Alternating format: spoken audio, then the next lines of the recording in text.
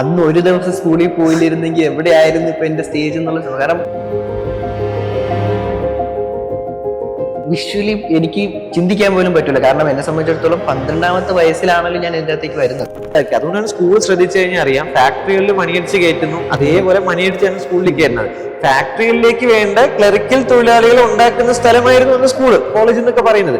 പക്ഷെ അത് കാലഘട്ടത്തിനനുസരിച്ച് മാറി മാറി മാറി വന്ന് പ്രൊഫഷണൽ കോഴ്സസ് വന്നു, ഇൻഡസ്ട്രി ഓറിയന്റഡ് സംവിധാനങ്ങൾ വന്നു. ഇങ്ങനെയൊക്കെ മാറുമ്പോൾ ബഹുഭൂരിപക്ഷം എഡ്യൂക്കേഷൻ ഇപ്പോഴും ആ ക്ലറിക്കൽ ബേസിൽ തന്നെയാണ് നിൽക്കുന്നത്. സൊസൈറ്റിയിലേക്ക് നമ്മൾ നോക്കുമ്പോഴത്തേക്കും അവരൊരാളെ ഇവാലുവേറ്റ് ചെയ്യുക ആളുടെ ഒരു അക്കാഡമിക് സംഭവം വെച്ചിട്ടായിരിക്കും, ബാക്ക്ഗ്രൗണ്ട് വെച്ചിട്ടായിരിക്കും കൂടുതലും ആൾക്കാർ അവർ ഇവാലുവേറ്റ് ചെയ്യുക. കാരണം നീ എത്രത്തോളം പഠിച്ചിട്ടുണ്ടെങ്കിൽ അത് വെച്ചിട്ടാണോ ചെയ്യുന്നത്. കാരണം എഡ്യൂക്കേഷനിൽ വരുന്ന സമയത്ത് നമ്മുടെ നാഷണൽ എഡ്യൂക്കേഷൻ പോളിസിയൊക്കെ ഭയങ്കര റൈറ്റ് ടൈമിൽ വരികയും നമ്മുടെ IIT ഹൈബ്രിഡ് പ്രോഗ്രാം ഒക്കെ ഓപ്പൺ ചെയ്യുകയും IIT ജോധ്പൂരിലേക്ക് എന്ത് ചെയ്യാൻ പറ്റി, ജോയിൻ ചെയ്യാനും പറ്റും. അപ്പോൾ നിങ്ങൾക്ക് IIT അലുമിനി സ്റ്റാറ്റസും കിട്ടും, IITയുടെ എക്സ്പോഷർ കിട്ടും, IITയുടെ പ്രൊഫസേഴ്സിന്റെ ക്ലാസ് കിട്ടും, IITയിൽ വരുന്ന കമ്പനികളുടെ ഒരു ആക്സസ് നിങ്ങൾക്ക് കിട്ടും. എന്നാൽ ഫുൾ ടൈം IITയിൽ പോകാതെ ഹൈബ്രിഡ് ആയിട്ട് പഠിക്കാൻ കഴിയും. എന്താണ് നാഷണൽ എഡ്യൂക്കേഷൻ പോളിസിയുടെ ആ ഒരു മാറ്റത്തെ എങ്ങനെ കാണുന്നത്?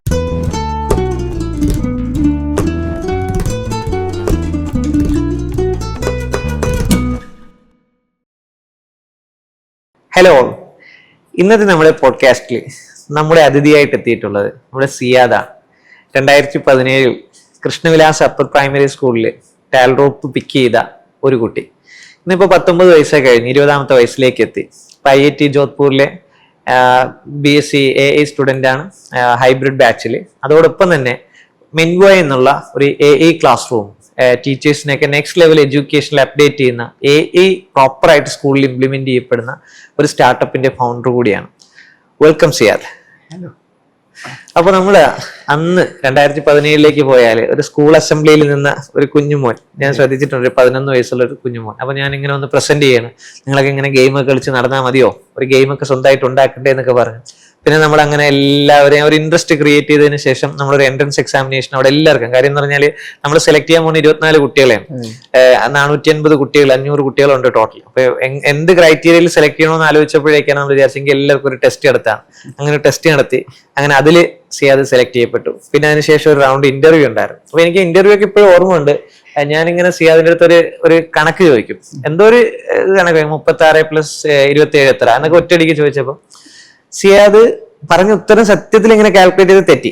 എന്നിട്ട് ഞാൻ രണ്ടാമതൊരു ചോദ്യം ചോദിച്ചു അതിന്റെ കൂടെ. അപ്പൊ സിയാദ് അടുത്ത തെറ്റുത്തരം പറയും. അപ്പൊ ഞാൻ ചോദിച്ചു അതെന്ത് തെറ്റി സിയാദ് അങ്ങനെ ഇത് പറഞ്ഞെന്ന് വെച്ചാൽ, അത് സാർ ഞാൻ ആദ്യം പറഞ്ഞതിൽ എനിക്കൊരു ഡൗട്ട് ഉണ്ടായിരുന്നു, പക്ഷെ സാർ അത് ശരിയാണെന്ന് സമ്മതിച്ചു.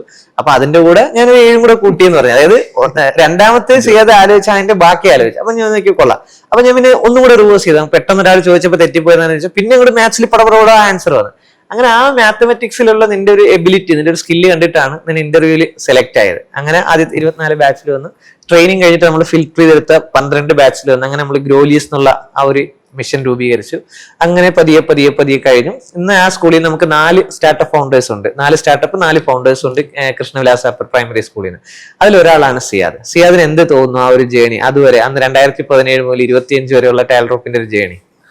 സത്യം പറഞ്ഞു കഴിഞ്ഞാല് അന്നിപ്പോ ഈ പറഞ്ഞ പോലെ സ്കൂൾ, അത് ഞാൻ പിന്നീട് ആലോചിക്കുന്ന ഒരു പോയിന്റ് ഉണ്ട്. അതായത് അന്ന് ഒരു ദിവസം സ്കൂളിൽ പോയില്ലിരുന്നെങ്കിൽ എവിടെയായിരുന്നു ഇപ്പൊ എന്റെ സ്റ്റേജ് എന്നുള്ള. കാരണം വിഷ്വലി എനിക്ക് ചിന്തിക്കാൻ പോലും പറ്റില്ല. കാരണം എന്നെ സംബന്ധിച്ചിടത്തോളം 12ാമത്തെ വയസ്സിലാണല്ലോ ഞാൻ ഇതിൻ്റെ അകത്തേക്ക് വരുന്നത്. അപ്പൊ അവിടെ നിന്ന് നോക്കിക്കഴിഞ്ഞ് കഴിഞ്ഞാൽ പിന്നെ അങ്ങോട്ടുള്ള എന്റെ ഒരു പ്ലാനിങ്ങും ഇല്ല എന്റെ മനസ്സിനെ സംബന്ധിച്ചിടത്തോളം. അപ്പം അങ്ങനെ ഒരു ഇതില് ഒരു അസംബ്ലിയിൽ ഇപ്പം ഗെയിം നമ്മൾ കളിക്കും. അപ്പം അതുവരെ പറഞ്ഞൊന്നും മനസ്സിലായിട്ടില്ല, ഒന്നും സ്ട്രൈക്ക് ചെയ്തിട്ട് ഒന്നുമില്ല. പക്ഷെ ആ ടൈമിൽ വന്നിട്ട് കളിക്കണ ഗെയിം ഉണ്ടാക്കാം എന്നുള്ളൊരു സംഭവം വന്നപ്പോഴത്തേക്കുമാണ് സത്യം പറഞ്ഞു കഴിഞ്ഞാൽ എവിടേക്കോ ഒരു പോയിന്റ് സ്ട്രൈക്ക് ചെയ്യുന്നത്. അപ്പൊ ആ ഒരു ഇൻട്രസ്റ്റിന്റെ പുറത്ത് സത്യം പറഞ്ഞു കഴിഞ്ഞാൽ എക്സാം എഴുതുമ്പോഴും കോമഡി ഉണ്ട്. കോമഡി എന്ന് പറഞ്ഞു കഴിഞ്ഞാൽ എനിക്കറിയില്ല ഞാൻ എന്ത് എഴുതണമെന്നല്ല. കാരണം അതൊരു ഈവൻ കമ്പ്യൂട്ടർ പോലും ഓണാക്കാനായിട്ട് എന്നെ സംബന്ധിച്ചിടത്തോളം എനിക്ക് അറിഞ്ഞൂടായിരുന്നു. അപ്പൊ ആ പോയിന്റിൽ അതെനിക്കിപ്പോഴും ആ ഒരു സീൻ ഓർമ്മയുണ്ട്. ക്ലാസ്സിൽ ഇങ്ങനെ ഇരിക്കുന്നു, എന്ത് എഴുതണമെന്ന് അറിഞ്ഞൂടാതെ ഇങ്ങനെ ഇരിക്കുന്ന ടൈമിൽ ക്ലാസ്സിൽ നിന്ന ഒരു ഇൻവിജിലേറ്റർ ഉണ്ടായി. ആ പുള്ളിക്കാരത്ത് ഇങ്ങനെ പറഞ്ഞു, ആ പയ്യനെ കണ്ടു നോക്കിയാണ്, ആ പയ്യൻ ആലോചിച്ചിരുന്ന് എഴുതുന്നുണ്ട് എന്നുള്ളൊരു സംഭവം പറഞ്ഞു. അപ്പൊ എല്ലാവരും കൂടെ എന്നെ നോക്കിയപ്പോ ഞാൻ അങ്ങനെയാണല്ലേ എന്ന് പറഞ്ഞിട്ട് എഴുതുന്നത് ഏതാണ് അക്കത്തിക്ക് കളിച്ചിട്ടായിരുന്നു സത്യം പറഞ്ഞ് ഞാൻ ആ ഒരു പോയിന്റ് ഇട്ടത്. പിന്നെയാണ് മനസ്സിലായത് അത് എങ്ങനെ ജസ്റ്റ് പാസിൽ കയറിയതാ. അതിനുശേഷമാണ് പിന്നെ പറയുന്നത് ഇന്റർവ്യൂ കൂടി ഉണ്ടെന്നുള്ളത്. അവിടെ പിന്നെ പോയി എന്നുള്ളൊരു സംഭവം ഇരുന്നപ്പോഴത്തേക്കാണ് പിന്നെ ഒരു ഇന്റർവ്യൂടെ ആ ഒരു ചോദ്യം സത്യം പറഞ്ഞു കഴിഞ്ഞാൽ ഭയങ്കര ഇതായിരുന്നു. നമുക്ക് ഇഷ്ടമായിട്ടുള്ള കുറെ എന്തൊക്കെയാണ് നിങ്ങൾ കളിക്കുന്നത് ഈ പ്രായത്തിൽ, ആ ഒരു പോയിന്റ് വെച്ച് നോക്കിയപ്പോഴത്തേക്കും അവിടെ നിന്ന് അങ്ങനെ സ്റ്റാർട്ട് ചെയ്തു. പിന്നീട് ഈ പറഞ്ഞ പോലെ നമ്മൾ ക്ലാസ് സ്റ്റാർട്ട് ചെയ്തു. അപ്പം ക്ലാസ് സ്റ്റാർട്ട് ചെയ്ത സമയത്ത് തുടക്കത്തിൽ ഒരു ഇതുണ്ടായിരുന്നു, പക്ഷെ പിന്നെ പതിയെ പതിയെ അതിൽ നിന്നൊരു റിസൾട്ട് കണ്ടു തുടങ്ങിയപ്പോഴത്തേക്കും ഒരു ഉള്ളിലൊരു ഇൻട്രസ്റ്റ് പോലെ ഒരു സംഭവം തുടങ്ങി. പിന്നെ അതിലുപരി സത്യം പറഞ്ഞു കഴിഞ്ഞാൽ എനിക്ക് ഭയങ്കര ഇതായിട്ട് തോന്നിയത്, നമ്മൾ ഈ പഠിച്ച സംഭവങ്ങൾ പിന്നീട് കോളേജസിലൊക്കെ പോയിട്ട് ഓറിയന്റേഷൻസും പ്രസന്റേഷൻസ് ഒക്കെ എടുത്തു തുടങ്ങിയപ്പോഴത്തേക്കും സംഭവം നമ്മൾ എന്തോ വേറൊരു പാത്തിലൂടെയാണ് പോകുന്നത് എന്നുള്ളൊരു സംഭവം നമുക്ക് അവിടെ നിന്ന് കിട്ടി. അങ്ങനെ ആ ഒരു ഇൻട്രസ്റ്റിന്റെ പുറത്ത് പിന്നെ ഓരോ സംഭവങ്ങൾ കാണുമ്പോഴത്തേക്ക് പിന്നെ എന്നെ സംബന്ധിച്ചിടത്തോളം ഒരു എറർ ആയിട്ടുള്ള ഒരു പ്രൊഡക്റ്റ് കിട്ടിയിട്ട് അതിൽ നിന്ന് അതിനെ സോൾവ് ചെയ്ത് പഠിക്കാം എന്നുള്ളൊരു ഭയങ്കരമായിട്ട് ഇൻട്രസ്റ്റിംഗ് ആയിട്ടുള്ള സംഭവം ഉണ്ടായിരുന്നു. അപ്പം അങ്ങനെ തുടങ്ങിയിട്ടുള്ള ഒരു ജേണിന്ന് പിന്നെ ഇതിന്റെ ഇടയിൽ ഈ പറഞ്ഞ കണക്ക് കുറെ പ്രൊജക്ട്സുകളും കാര്യങ്ങളൊക്കെ ചെയ്തതും ആ ഒരു എക്സ്പീരിയൻസിന്റെ പുറത്ത് പിന്നെ നമ്മൾ ഗ്രോലിയസ് എന്ന് പറഞ്ഞിട്ടുള്ള ഒരു കമ്മ്യൂണിറ്റിയിലേക്ക് പോകുന്നത്. ഇതിന് സത്യം പറഞ്ഞു കഴിഞ്ഞാല് മോറോവർ നമ്മൾ ഈ പറഞ്ഞ പോലെ ഒരു കോഡിങ് അല്ലെങ്കിൽ പ്രോഗ്രാമിംഗ് പഠിച്ചു എന്നതിൽ ഉപരി എന്നെ സംബന്ധിച്ചിടത്തോളം കുറെ എക്സ്പീരിയൻസ് കിട്ടിയിട്ടുണ്ട്. ഈ പറഞ്ഞതുപോലെ കുറെ ഓപ്പർച്യൂണിറ്റീസ് ഈ വേദികളിൽ സംസാരിക്കാനായി കഴിഞ്ഞാലും പോയി ക്ലാസ്സസ് എടുക്കാനായി കഴിഞ്ഞാലും അപ്പൊ അതിലൂടെ കുറെ കാര്യങ്ങൾ കുറെ പേരുമായിട്ട് മീറ്റ് ചെയ്യാനും കുറെ പേരായിട്ട് സംസാരിച്ചപ്പോഴത്തേക്കും മുറവ നമ്മൾ വിചാരിക്കുന്നതിലും റിയാലിറ്റി കുറച്ച് അപ്പുറത്താണ് എന്നുള്ളൊരു സംഭവം ഉണ്ടല്ലോ. അങ്ങനെ കുറെ കാര്യങ്ങൾ ഇത് ഈ ഒരു ജേണിന്ന് ഒരു റിയൽ എക്സ്പോഷർ ആണ് സത്യത്തിൽ സിയാദിനെ മാറ്റിയത്. നമ്മൾ പലപ്പോഴും നമ്മുടെ കുട്ടികൾ നേരിടുന്ന ഒരു വെല്ലുവിളി 10ാം ക്ലാസ് കഴിഞ്ഞു, +2 കഴിഞ്ഞു, ഡിഗ്രി കഴിഞ്ഞു, PG കഴിഞ്ഞു, ഇനി എന്തെന്ന് ചോദിക്കുമ്പോൾ ഒരു സ്റ്റക്കാവും. അപ്പൊ അതിന് അപ്പുറത്തേക്ക് ഇവർക്ക് എന്ത് ചെയ്യണം, റിയൽ വേൾഡ് കാണാൻ കഴിയണം. നമ്മുടെ ക്ലാസ് റൂമിൽ പലപ്പോഴും കിട്ടാത്ത ഈ റിയൽ വേൾഡ് എക്സ്പീരിയൻസ് എക്സ്പോഷർ ആണ്. സ്കൂൾ കഴിഞ്ഞാൽ പിന്നെ സ്പെഷ്യൽ ട്യൂഷനാണ്, പിന്നെ ട്യൂഷൻ സെന്ററിലേക്ക് പോകും. അത് കഴിഞ്ഞ് കുട്ടികൾ വൈകുന്നേരം വന്ന് ക്ഷീണിച്ച് കിടന്നുറങ്ങും. ചിലപ്പോൾ എന്താ കുറച്ച് ഗെയിം കളിക്കും, അല്ലെങ്കിൽ ഒരു സിനിമയെ കാണും, എന്നിട്ട് കിടന്നുറങ്ങും. അപ്പൊ അവർ സത്യത്തിൽ ലോകം കണ്ടിട്ടില്ല എന്ന് പറയാം. ഈ ഡിഗ്രിയും PG വരെ ലോകം കണ്ടിട്ടില്ല. അസൈൻമെന്റ്, സെമിനാർ, പ്രോജക്ട് അത് ഇതെന്ന്. പക്ഷെ അതിനപ്പുറം സിയാദിന് കിട്ടിയ ഓപ്പർച്യൂണിറ്റി ഇപ്പൊ കാസർഗോഡ് മുതൽ തിരുവനന്തപുരം വരെ കോളേജുകളിൽ പ്രസന്റേഷനുള്ള അവസരം കിട്ടി, സ്കൂളുകളിൽ പ്രസന്റ് ചെയ്യാൻ പറ്റി. അപ്പൊ അവർ തന്നെ കാണുന്നത് അവരുടെ ഏജിലുള്ള അല്ലെങ്കിൽ അവരെക്കാളും വളരെ താഴെ ഏജിലുള്ള ആള് അവരെ മെന്റർ ചെയ്യാൻ വരുന്നു, പഠിപ്പിക്കാൻ വേണ്ടിയിട്ട് വരുന്നു. അപ്പൊ അവർ ഭയങ്കര കൗതുകത്തിലാണ് കണ്ട. ആ കൗതുകത്തിൽ നിങ്ങൾക്ക് കിട്ടുന്ന ഒരു എനർജി ഉണ്ട്. ആ എനർജിയിലാണ് നിങ്ങൾ പിന്നെയും നമ്മൾ പറയുമല്ലോ, നമുക്കൊരു മോട്ടീവ് വേണം. അപ്പൊ നമ്മൾ ഇതിൽ തന്നെ നിൽക്കാനും അല്ലെങ്കിൽ കൺസിസ്റ്റന്റ് ആയിട്ട് ചെയ്യാനുള്ള ഒരു സംഭവം സിയാദിന് പോലും സിയാദിന്റെ ഒരു മനസ്സിൽ രൂപപ്പെട്ടു വന്നു. എന്താണ്, ഞാനൊരു സാധാ കുട്ടിയല്ല, ഞാനൊരു സാധാ സ്റ്റുഡന്റ് അല്ല. അപ്പോ എന്താണ്, എനിക്ക് കുറെ കാര്യങ്ങൾ എന്ത് ചെയ്യാം, ഞാൻ മറ്റുള്ളവരെക്കാളും വ്യത്യസ്തമായിട്ട് ചെയ്യാൻ കഴിയും എന്നുള്ളൊരു ഫീൽ വന്നിട്ടുണ്ട്. ആ ഫീൽ തന്നെ ആയിരിക്കാം ഒരു പക്ഷേ സിയാദിന് ഇത്രയും കൺസിസ്റ്റന്റ് ആയിട്ട് ഇങ്ങനെ നിർത്തിയത്. എന്നിരുന്നാൽ പോലും നമ്മൾ നോക്കുമ്പോൾ നമ്മൾ ആ 12 പേരിൽ 8 പേരോളം ഡ്രോപ്പ് ചെയ്ത് പോയി. കാര്യം അവർ അക്കാഡമിക്കലി കൺസേൺ ആയിരുന്നു. ഫുൾ A+ കിട്ടോ ഇല്ല എന്നുള്ളൊരു സംഭവം ഉണ്ടായിരുന്നു. പക്ഷെ സിയാദ് ഫുൾ A+ കാരനാണ് അല്ലെ, 10ാം ക്ലാസ് ഫുൾ A+ കാരനാണ്. അപ്പം അതൊക്കെ തെറ്റായിരുന്നു, ആ കൺസേൺസ് ഒക്കെ തെറ്റായിരുന്നു എന്നുള്ള സമയം. ഇപ്പം അവർ റിഗ്രറ്റ് ചെയ്യുന്നുണ്ട്. മാത്രമല്ല പുതിയ കുട്ടികളെ എല്ലാ പാരന്റ്സും, കാര്യം നമുക്കിപ്പോ ഒരുപാട് പ്രസന്റേഷൻസ് വേണ്ട. അതാ ഇതുപോലെ സിയാദിനെ പോലെ, അതാ മഹാദേവനെ പോലെ, അതാ യാസറിനെ പോലെ, അതിലിനെ പോലെ എന്ന് പറഞ്ഞാൽ ഓക്കെ. കാര്യം അല്ലെങ്കിൽ നമ്മൾ പറയുമ്പോൾ ഇവര് ചോദിക്കുക എന്തായിരുന്നു സിലബസ്. സത്യം നമ്മുടെ സിലബസ് ഇല്ല, അല്ലെങ്കിൽ എന്താണ് സർട്ടിഫിക്കറ്റ്, നമ്മുടെ സർട്ടിഫിക്കറ്റ് ഇല്ല. നമ്മൾ പറയുന്നത് ഇത് റിയൽ ഇൻഡസ്ട്രിയാണ്, റിയൽ എക്സ്പോഷർ ആണ്. ഇതിന്റെ അകത്ത് കുട്ടികൾ നിന്നിട്ട് അവർക്ക് ഇഷ്ടപ്പെടുന്ന കാര്യങ്ങൾ ചെയ്തു. പക്ഷെ ഇവിടെ സംസാരിക്കുന്ന കാര്യങ്ങൾ വലിയ കാര്യങ്ങളാണ്, ഇവിടെ ചർച്ച ചെയ്യപ്പെടുന്ന കാര്യങ്ങൾ വലിയ കാര്യങ്ങളാണ്, ചിന്തകൾ വലിയ കാര്യങ്ങളാണ്. നമ്മൾ ഇലോൺ മസ്കിനെ പറ്റിയാ പറയണം, സ്റ്റീവ് ജോബ്സിനെ പറ്റിയാ പറയണം, മാർക്ക് സുക്കർബർഗിനെ പറ്റിയാ പറയണം, 193 രാജ്യങ്ങളെ പറ്റിയാ പറയണം, ഫേസ്ബുക്കും ആമസോണും ഉണ്ടാക്കുന്നതിനെ പറ്റിയാണ്, അത് ഉപയോഗിക്കുന്നതിനെ പറ്റിയല്ല, ഫേസ്ബുക്ക് ഉപയോഗിക്കുന്നതിനെ പറ്റിയല്ല. നമ്മുടെ ഇന്ത്യയിൽ നിന്ന്, നമ്മുടെ കേരളത്തിൽ നിന്ന് അടുത്ത ഫേസ്ബുക്ക് എങ്ങനെ ഉണ്ടാക്കാം. അപ്പൊ ഇതൊക്കെ വളരെ ചെറുതില്ല. ഇപ്പൊ 12 വയസ്സിൽ സിയാദിന് അത് കിട്ടി. അപ്പൊ നമ്മൾ മനസ്സിലാക്കേണ്ടത് 11ാമത്തെ വയസ്സിലാണ് മാർക്ക് സുക്കർബർഗിന് ഈ കോഡിങ്ങും ടെക്നോളജിയും കിട്ടിയത്. 19ാമത്തെ വയസ്സിൽ എന്ത് ചെയ്തു, അവൻ ഫേസ്ബുക്ക് സ്റ്റാർട്ട് ചെയ്തു എന്ന് പറയും പോലെ സിയാദ് 19ാമത്തെ വയസ്സ് കഴിഞ്ഞപ്പോൾ എന്ത് ചെയ്തു, മെൻവായി സ്റ്റാർട്ട് ചെയ്തു. 23ാമത്തെ വയസ്സിലാണ് മാർക്ക് സുക്കർബർഗ് ബില്യണിയർ ആയത് എന്ന് പറയുമ്പോൾ 24-25 വയസ്സാകുമ്പോഴേക്ക് സിയാദിന് എന്ത് ചെയ്യാം, വേൾഡിലെ ഏറ്റവും വലിയ സംവിധാനമാവാം. കാര്യം നമ്മൾക്ക് അതിന്റെ ഒരു ഡീപ്പ് റൂട്ടഡ് ആണ്. നമുക്ക് കോൺസെപ്റ്റ് നമുക്കറിയാം, നമ്മൾ എന്താണ് ബിൽഡ് ചെയ്യാൻ പോകുന്നതെന്നും അത് സമൂഹത്തിൽ എന്താണ് ആവശ്യം എന്നും അറിയാം. ഇപ്പൊ മെൻവായ് എന്നുള്ള ഒരു സ്റ്റാർട്ടപ്പ് ബിൽഡ് ചെയ്യുമ്പോൾ ടീച്ചേഴ്സിനെ ചേഞ്ച് ചെയ്യുക, അല്ലെങ്കിൽ ടീച്ചേഴ്സിനെ AI ലെവലിലേക്ക് കൊണ്ടുവരിക എന്നുള്ളതാണ്. അപ്പൊ സിയാദിന് ഇപ്പൊ കേരളത്തിൽ അങ്ങോളം ഇങ്ങോളം സ്കൂളിലും കോളേജിലും ടീച്ചേഴ്സിന് ICT ട്രെയിനിങ് പ്രോഗ്രാം ഒക്കെ എടുത്തതിന്റെ ഒരു എക്സ്പീരിയൻസ് ഉണ്ടാവും. എങ്ങനെ നോക്കിക്കാണുന്നു സ്റ്റാർട്ടപ്സും ആ ടീച്ചേഴ്സും തമ്മിലുള്ള ഒരു ഗ്യാപ്പിനെ?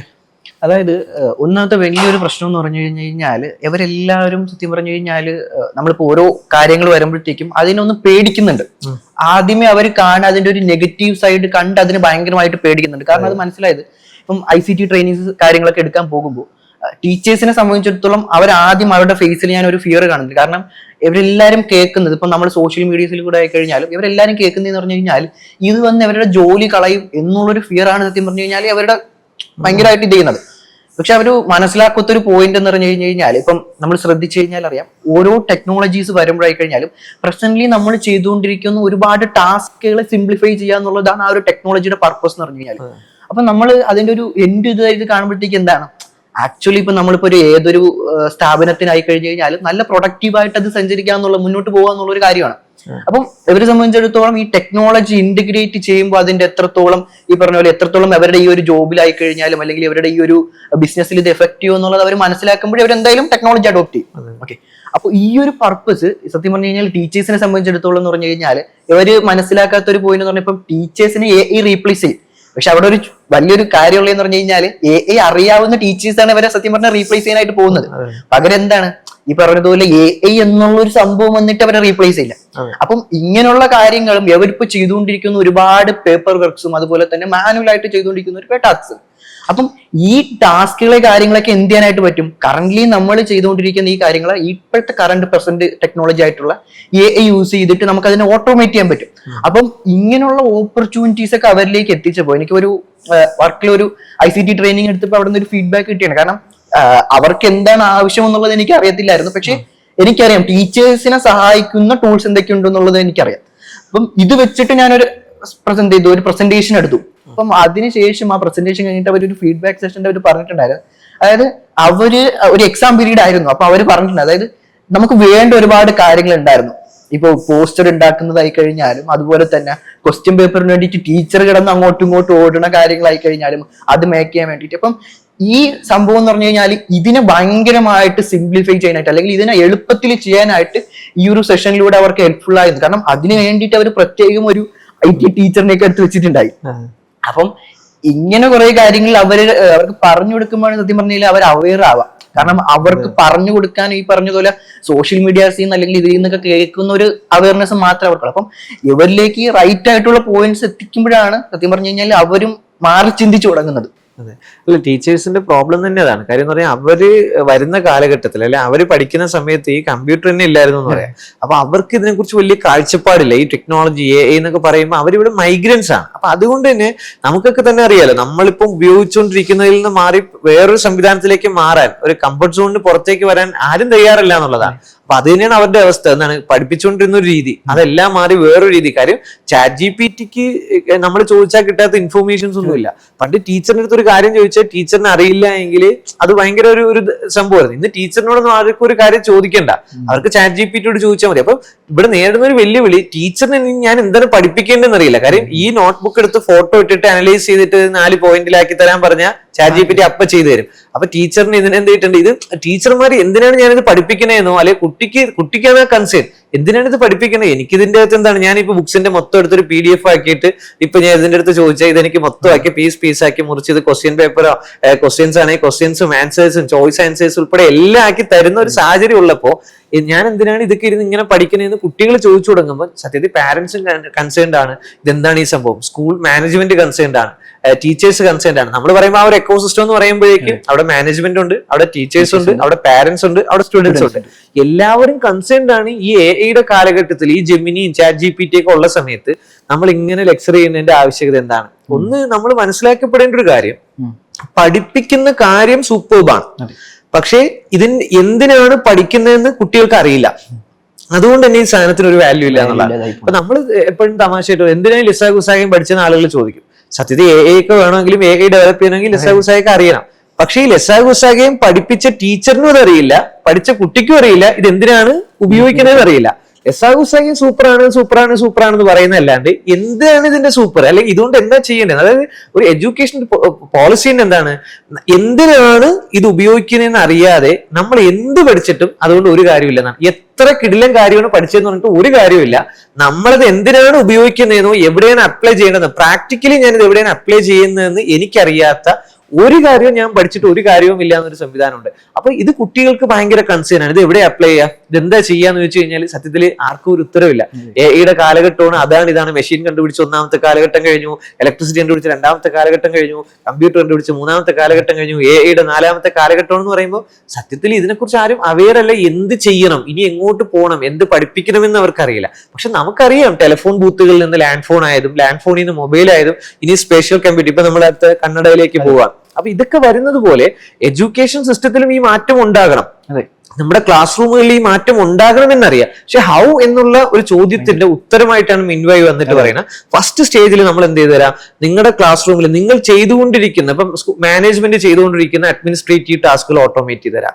ടീച്ചേഴ്സ് ക്വസ്റ്റ്യൻ പേപ്പർ ആവട്ടെ, കുട്ടികളെ ആൻസറിന്റെ കാര്യമാവട്ടെ, കുട്ടികളെ മോണിറ്റർ ചെയ്യുന്നതാവട്ടെ, ഇത് കംപ്ലീറ്റ്ലി ഓട്ടോമേറ്റ് ചെയ്ത് ഫസ്റ്റ് ഫേസ് ചെയ്ത് തരാം. അപ്പൊ നിങ്ങളുടെ ഒരു അസിസ്റ്റന്റ് ആയിട്ട് നിൽക്കും. പതിയെ പതിയെ പതിയെ ടീച്ചറിന് എന്താവും, ഒരു എ മെന്റർ ആയിട്ട് ഒരു സ്പെഷ്യൽ ട്യൂഷൻ, അതായത് ഒരു 1-to-1 അറ്റൻഷനിലേക്ക് പോകുന്ന ലെവലിലേക്ക് എന്ത് ചെയ്തുതരാം, ചെയ്തുതരാം. അത് കുറച്ചും കൂടി എന്താണെന്ന് വെച്ചാൽ കുട്ടികൾക്ക് ഡയറക്റ്റ്, പാരന്റ്സിന് കുട്ടിയുടെ റിയൽ മോണിറ്ററിംഗ് ഡാഷ്ബോർഡിലേക്ക് സെറ്റ് ചെയ്ത് തരാം എന്ന് പറയുമ്പോൾ ഓക്കെ, ഫേസ് 1. അപ്പം ഞാൻ മനസ്സിലാക്കുന്ന സിയാദ് നേരിടാൻ പോകുന്ന ഏറ്റവും വലിയ വെല്ലുവിളിയും ഈ പറയുന്ന സ്റ്റേജിൽ നിന്ന്, അതായത് ക്ലാസ് റൂമുകൾ ഇപ്പം സ്മാർട്ട് ക്ലാസ് റൂം എന്ന് പറഞ്ഞാൽ പോലും ജസ്റ്റ് ഒരു സ്ക്രീൻ എടുത്ത് വെച്ചേക്കുന്നതായിരിക്കാം, അല്ലെങ്കിൽ ചില അതിൽ ഇന്ററാക്റ്റീവ് ആയിട്ടുള്ള പ്രൊജക്ടറോ അല്ലെങ്കിൽ ഇന്ററാക്റ്റീവ് സ്ക്രീൻസോ LED സ്ക്രീൻസ് ഒക്കെ ഉണ്ടായിരിക്കാം. എന്നതിനപ്പുറത്തേക്ക് ഇതിനെ പ്രോപ്പറായിട്ട് യൂസ് ചെയ്യാൻ പോലും സത്യത്തിൽ ഇവർ അവെയർ അല്ല, ടീച്ചേഴ്സും അവെയർ അല്ല. അപ്പൊ അങ്ങനെ നിൽക്കുന്ന ഒരു സംവിധാനം സ്മാർട്ട് ക്ലാസ് റൂം അല്ലെങ്കിൽ സ്മാർട്ട് എന്നൊക്കെ പറയുന്നത് ടെക്നിക്കലി വെറുതെ പറയുന്ന ഒരു സംഭവമായിട്ട് പ്രാക്ടിക്കൽ അല്ലാതെ നിൽക്കുന്ന ഒരു സ്ഥലത്താണ് ഒരു AI education, AI class room എന്നുള്ളൊരു ആശയം പറയുന്നത്. അപ്പൊ അതുകൊണ്ട് തന്നെ ഒറ്റയടിക്ക് ഇതുകൊണ്ടൊന്നും ഇംപ്ലിമെന്റ് ചെയ്യത്തില്ല, സ്റ്റെപ്പ് ബൈ സ്റ്റെപ്പ് ആയിട്ടേ നമുക്ക് ഇത് എന്ത് ചെയ്യാൻ പറ്റുള്ളൂ, എക്സിക്യൂട്ട് ചെയ്യാൻ പറ്റുള്ളൂ. അപ്പൊ ഇപ്പൊ നമ്മളിപ്പോ ടാൽറോപ്പിന്റെ എക്കോ സിസ്റ്റം ഉള്ളത് കൊണ്ട് തന്നെ ഇപ്പൊ സിയാദിന്റെ ആദ്യത്തെ 10 സ്കൂൾ വളരെ ഈസി ആയിട്ട് ടാൽറോപ്പിന് സെലക്ട് ചെയ്ത് തരാൻ പറ്റുന്നുണ്ട്. അപ്പോൾ അവരെന്തുകൊണ്ടെന്ന് വെച്ചാൽ ഇത്രയും വർഷം ടാൽറോപ്പ് കണ്ട് പരിചയപ്പെട്ടതുകൊണ്ടും ടാൽറോപ്പ് ചെയ്യുന്ന കാര്യങ്ങൾ റിസൾട്ട്സ് ആക്കിയതുകൊണ്ടും നിങ്ങൾ ഉൾപ്പെടെ പിക്ക് ചെയ്ത് ഈ ഫൗണ്ടർ ലെവൽ ആക്കിയത് കൊണ്ടുമാണ് അവരത് ട്രസ്റ്റ് ചെയ്യുന്നത്. പക്ഷെ അവർക്കും അറിയില്ല ഈ ടീച്ചേഴ്സിനെ എങ്ങനെ കൺവിൻസ് ചെയ്യും എങ്ങനെ. അപ്പൊ ആ ഒരു വെല്ലുവിളിയെ എങ്ങനെയായിരിക്കും ചെയ്യാതെ അതിജീവിക്കുക? അപ്പം അവിടെ ഒരു സംഭവം ഉണ്ട്. അതായത് ഈ പറഞ്ഞ പോലെ ഇവരിപ്പൊ പൊക്കോണ്ടിരിക്കുന്ന ഒരു പ്രോസിൽ നിന്ന് അല്ലെങ്കിൽ ഇപ്പൊ പൊക്കോണ്ടിരിക്കുന്ന ഒരു പാത്തിൽ നിന്ന് ഡൈവേർട്ട് ചെയ്ത് അല്ലെങ്കിൽ ആ ഒരു പാത്തിലേക്ക് അഡീഷണൽ ഒരു പുതിയൊരു ഫീച്ചർ അല്ലെങ്കിൽ പുതിയൊരു കാര്യം കൂടെ അവരിലേക്ക് വരാം. അപ്പം സ്വാഭാവികമായിട്ടുള്ള ഒരു ഭയങ്കര ഒരു നേരിടുന്ന ഒരു വെല്ലുവിളി തന്നെയാണ് എന്ത് ഈ പറഞ്ഞ പോലെ ടീച്ചേഴ്സ് ഇതിനെ കണ്ടിന്യൂസ് യൂസ് ചെയ്യുക എന്നുള്ള ഒരു സംഭവം. അപ്പം ഇവരെ സംബന്ധിച്ചിടത്തോളം ആദ്യം നോർമൽ ഒരു ഹ്യൂമനെ സംബന്ധിച്ചിടത്തോളം അവർക്ക് ഇതൊരു ഹെൽപ്ഫുൾ ആണെന്ന് തോന്നണം.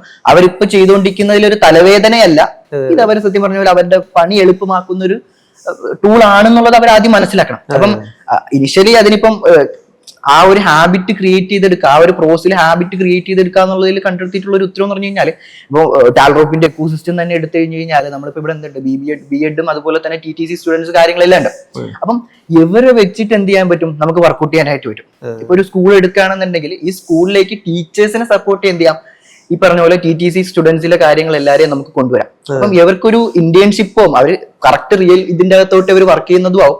ഇവർക്ക് ഈ പറഞ്ഞ പോലെ ജസ്റ്റ് ഒരു ഏർണിങ്സ് പോലെ ഒരു സംഭവം നമുക്ക് കൊടുത്തു കഴിഞ്ഞാൽ ടീച്ചേഴ്സിനെ സപ്പോർട്ട് ചെയ്യുമ്പോൾ ടീച്ചേഴ്സിനെ സംബന്ധിച്ചിടത്തോളം എന്താണ്, ഇവർ ഇപ്പൊ ചെയ്തുകൊണ്ടിരിക്കുന്ന അഡീഷണൽ പണിയെടുക്കുകയല്ല, പകരം ടീച്ചറിന്റെ പണി കുറയ്ക്കുകയാണ് ചെയ്യുന്നത്.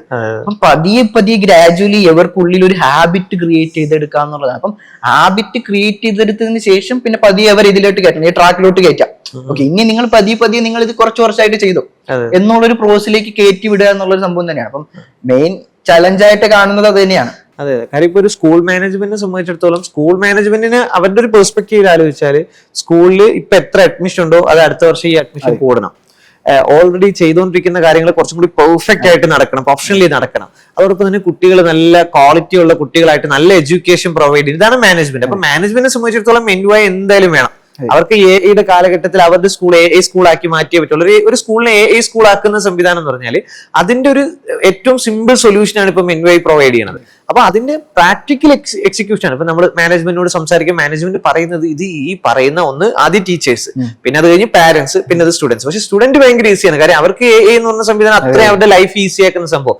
നമ്മളിപ്പോ ആലോചിച്ച് നോക്കിയാണ്, പണ്ട് കല്ലുരച്ചാണ് തീ കത്തിച്ച് എന്ന് കഴിഞ്ഞിട്ട് നമ്മൾ കല്ലുരച്ച് തന്നെ തീ കത്തിക്കണം, കല്ലുരച്ച് തീ കത്തിച്ചാൽ കൈക്കൊരു വഴക്കുണ്ടാവും, എക്സർസൈസ് ആവും, അതിൽ ഇങ്ങനെ ഉണ്ടാവും, പ്രകൃതിക്ക് ദോഷം ഉണ്ടാവില്ല എന്നൊക്കെ പറഞ്ഞുകൊണ്ടിരുന്ന ഇന്നൊരു മനുഷ്യനും കല്ലുരച്ച് തീ കത്തിക്കില്ല, അവർ ലൈറ്റ് വെച്ചേ തീ കത്തിക്കുള്ളൂ എന്ന് പറയുന്നത് പോലെ വിത്തൗട്ട് AI ഒരാളിപ്പം പറയാം, തിരുവനന്തപുരത്ത് നിന്ന് ഒരാൾ പറയുന്നത് കോഴിക്കോട് പണ്ട് എന്റെ ഉപ്പാപ്പാടെ ഉപ്പാപ്പ അല്ലെ അപ്പൂപ്പന്റെ അപ്പൂപ്പനൊക്കെ പോയത് എന്താണ്, നടന്നാണ് പോയെന്ന് എഴുതിയിട്ട് ഇന്ന് ഒരാൾ നടന്നു പോകില്ല. ഒന്നുകിൽ അവരെന്ത് ചെയ്യും, ട്രെയിൻ ബുക്ക് ചെയ്യും, അല്ലെങ്കിൽ ബസ്സിൽ പോകും, അതല്ലേ കാറിൽ പോകും. ഒന്നല്ലേ ട്രാവലറൊക്കെ ആണെങ്കിൽ നല്ല ട്രാവലൊക്കെ ഇഷ്ടപ്പെടുന്ന ആളാണെങ്കിൽ ബൈക്കിലോ ബുള്ളറ്റിലോ പോകും. പക്ഷെ ഒരാൾ നടന്നു പോകുന്നതിനെ കുറിച്ച് ആലോചിക്കില്ല എന്ന് പറയുന്നത് പോലെയാണ് ഈ ടെക്നോളജീസ് ഒക്കെ വന്നത്. എന്തുകൊണ്ടാണ് വന്നപ്പം നമ്മളത് ഉപയോഗിച്ച് ഈസി ആക്കിയാണ്, നമ്മളതിന് മീഡിയം ആക്കിയത്. അപ്പോൾ AI ഒരു സ്കൂൾ ഉപയോഗിക്കില്ല എന്ന് പറയുന്നത് വിഡ്ഢിത്തരമാണ്. കല്ലറച്ച് തീ കത്തിക്കും എന്ന് പറയും പോലെയാണ്, അല്ലെങ്കിൽ നടന്നേ കോഴിക്കോട് പോകുമെന്ന് പറയുന്നത് പോലെയാണ് സത്യത്തിൽ. കാര്യം AI ഒരു ടൂളാണ്, കാര്യങ്ങൾ ഈസി ആക്കാൻ. ഓരോ ടെക്നോളജിയും അതാണല്ലോ, ഓരോ ടെക്നോളജിയും സത്യത്തിൽ എന്താണ്, നമ്മുടെ ലൈഫ് ഈസി ആക്കാൻ വേണ്ടിയിട്ട്, നമ്മൾ ബെറ്റർ ആക്കാൻ വേണ്ടിയിട്ടാണ്. അപ്പോൾ ഇപ്പം സിയാദ് ഇപ്പൊ പ്രസന്റേഷനിൽ ഞാൻ പറയുന്നത് കേട്ടിട്ടുണ്ട്, അതായത് ഈ ടെക്നോളജി നമ്മൾ ഉപയോഗിക്കാതിരിക്കെ ഒരു ദിവസം ഇത് വരും ഇല്ലേ? അത് എന്തായാലും വരും. കാരണം ഇതിൽ വേറൊരു കോമഡി കൂടെ ഉണ്ട്. അതായത് നമ്മൾ ഇത് ഒരിക്കലും ഉപയോഗിക്കൂല എന്ന് പറയുന്ന ഒരു സംവിധാനം ഉണ്ടല്ലോ. അപ്പം ഒന്നാമത്തെ കാര്യം, ഗ്രാജുവലി ഇത് പതിയാണെങ്കിൽ പോലും ആ ഒരു ടെക്നോളജി കംപ്ലീറ്റ്ലി കയറും. പിന്നെ അടുത്തൊരു കാര്യം കൂടെ ഉണ്ട് നമ്മൾ മനസ്സിലാക്കേണ്ടത്. അതായത് ഭയങ്കരമായിട്ട് കമ്പയർ ചെയ്ത് നമുക്ക് പറയാൻ പറ്റുന്ന ഒരു കാര്യമാണ് കാൽക്കുലേറ്റേഴ്സിന്റെ കേസ്. ഇപ്പം ചിന്തിച്ചു നോക്കുക, കാൽക്കുലേറ്റേഴ്സ് വരുന്നതിന് മുന്നേ നമ്മൾ ചെയ്തുകൊണ്ടിരുന്ന പ്രോബ്ലംസ്, സോൾവ് ചെയ്തുകൊണ്ടിരുന്ന ഓരോ പ്രോബ്ലംസും കാര്യങ്ങളിലേക്ക് നോക്കിക്കഴിഞ്ഞ് കഴിഞ്ഞാൽ അവിടെ ഒരു ടൈം കൺസ്യൂമിംഗ് ആയിട്ടുള്ള ഒരു സംഭവം ഉണ്ട്. അത് മാത്രമല്ല, ചെറിയ ചെറിയ പ്രോബ്ലംസ് നമുക്ക് ആ ഒരു ടൈമിനുള്ളിൽ, നിശ്ചിത ടൈമിനുള്ളിൽ നമുക്ക് ചെയ്തെടുക്കാനായിട്ട് പറ്റും. പക്ഷെ അതേ മറിച്ച് കാൽക്കുലേറ്റേഴ്സ് വന്നപ്പോൾ എന്തായി, ചെറിയ ചെറിയ സാധനമൊക്കെ നിങ്ങൾക്ക് ചെയ്യാൻ അറിയാം, അത് വിട്ടേക്ക് നമുക്ക് വലിയ വലിയ പ്രോബ്ലംസ് ചെയ്യാം. എന്ത് ചെയ്യാം? അപ്പൊ അതിനായിട്ട് ഈ കാൽക്കുലേറ്റേഴ്സ് യൂസ് ചെയ്യാം. അപ്പൊ സത്യം പറഞ്ഞു കഴിഞ്ഞാൽ അവിടെ മാറി എന്താണ്, ഒരു ചുരുക്കം പറഞ്ഞു കഴിഞ്ഞാൽ നമ്മൾ അപ്ഗ്രേഡ് ആയി, നമ്മൾ വലിയ വലിയ പ്രോബ്ലംസ് ഹാൻഡിൽ ചെയ്യാനായിട്ട് നമ്മൾ കാപ്പബിൾ ആയി എന്ന് വേണേ പറയാം. അപ്പം അതുപോലെ നമ്മൾ എഐനെയും കാണണം എന്നുള്ളതാണ്. കാരണം ഇപ്പം ചെയ്തുകൊണ്ടിരിക്കുന്ന എന്ത് ചെയ്യും, ഈ ചെറിയ ചെറിയ ടാസ്കുകളെ സിംപ്ലിഫൈ ചെയ്യാനാണ്. ഇപ്പം നമ്മളത് യൂസ് ചെയ്തതെന്ന് പറഞ്ഞാലും എന്ത് ചെയ്യും, കുട്ടികളത് യൂസ് ചെയ്യും. ഇപ്പൊ വീട്ടിൽ പോയിട്ട് ഹോംവർക്ക് ചെയ്യുമ്പോഴത്തേക്ക് ഇത് നോക്കി ഹോംവർക്ക് ചെയ്യില്ലെന്ന് പറഞ്ഞാൽ എങ്ങനെ ഇരിക്കും? അപ്പൊ അത് പോയി ചെയ്യും. അവിടെയാണ് കോമഡി. അപ്പൊ നമ്മൾ എന്ത് ചെയ്യണമെന്ന് പറഞ്ഞു കഴിഞ്ഞാൽ, നിങ്ങൾ എഐ ഉപയോഗിക്കണം, എഐ ഉപയോഗിച്ചിട്ട് ഇത്രയും വലിയ ടാസ്ക് ചെയ്യണം എന്നുള്ളൊരു രീതിയിൽ കൊടുക്കുക. അതെ അതെ അതെ. നമ്മൾ ഈ അഞ്ചലോട്ടക്കാരുടെ കഥ പണ്ട് പറയുമല്ലോ, ഓടി ഓടിയാണ് കത്തുകൾ കൊടുത്തുകൊണ്ടിരുന്നത്. ഒരാൾക്കൊരു മെസ്സേജ് ഉണ്ടെങ്കിൽ അത് കൊടുത്താൽ അയാൾ ഓടി അടുത്തടുത്ത് കൊടുക്കും എന്നുള്ള സംഭവം.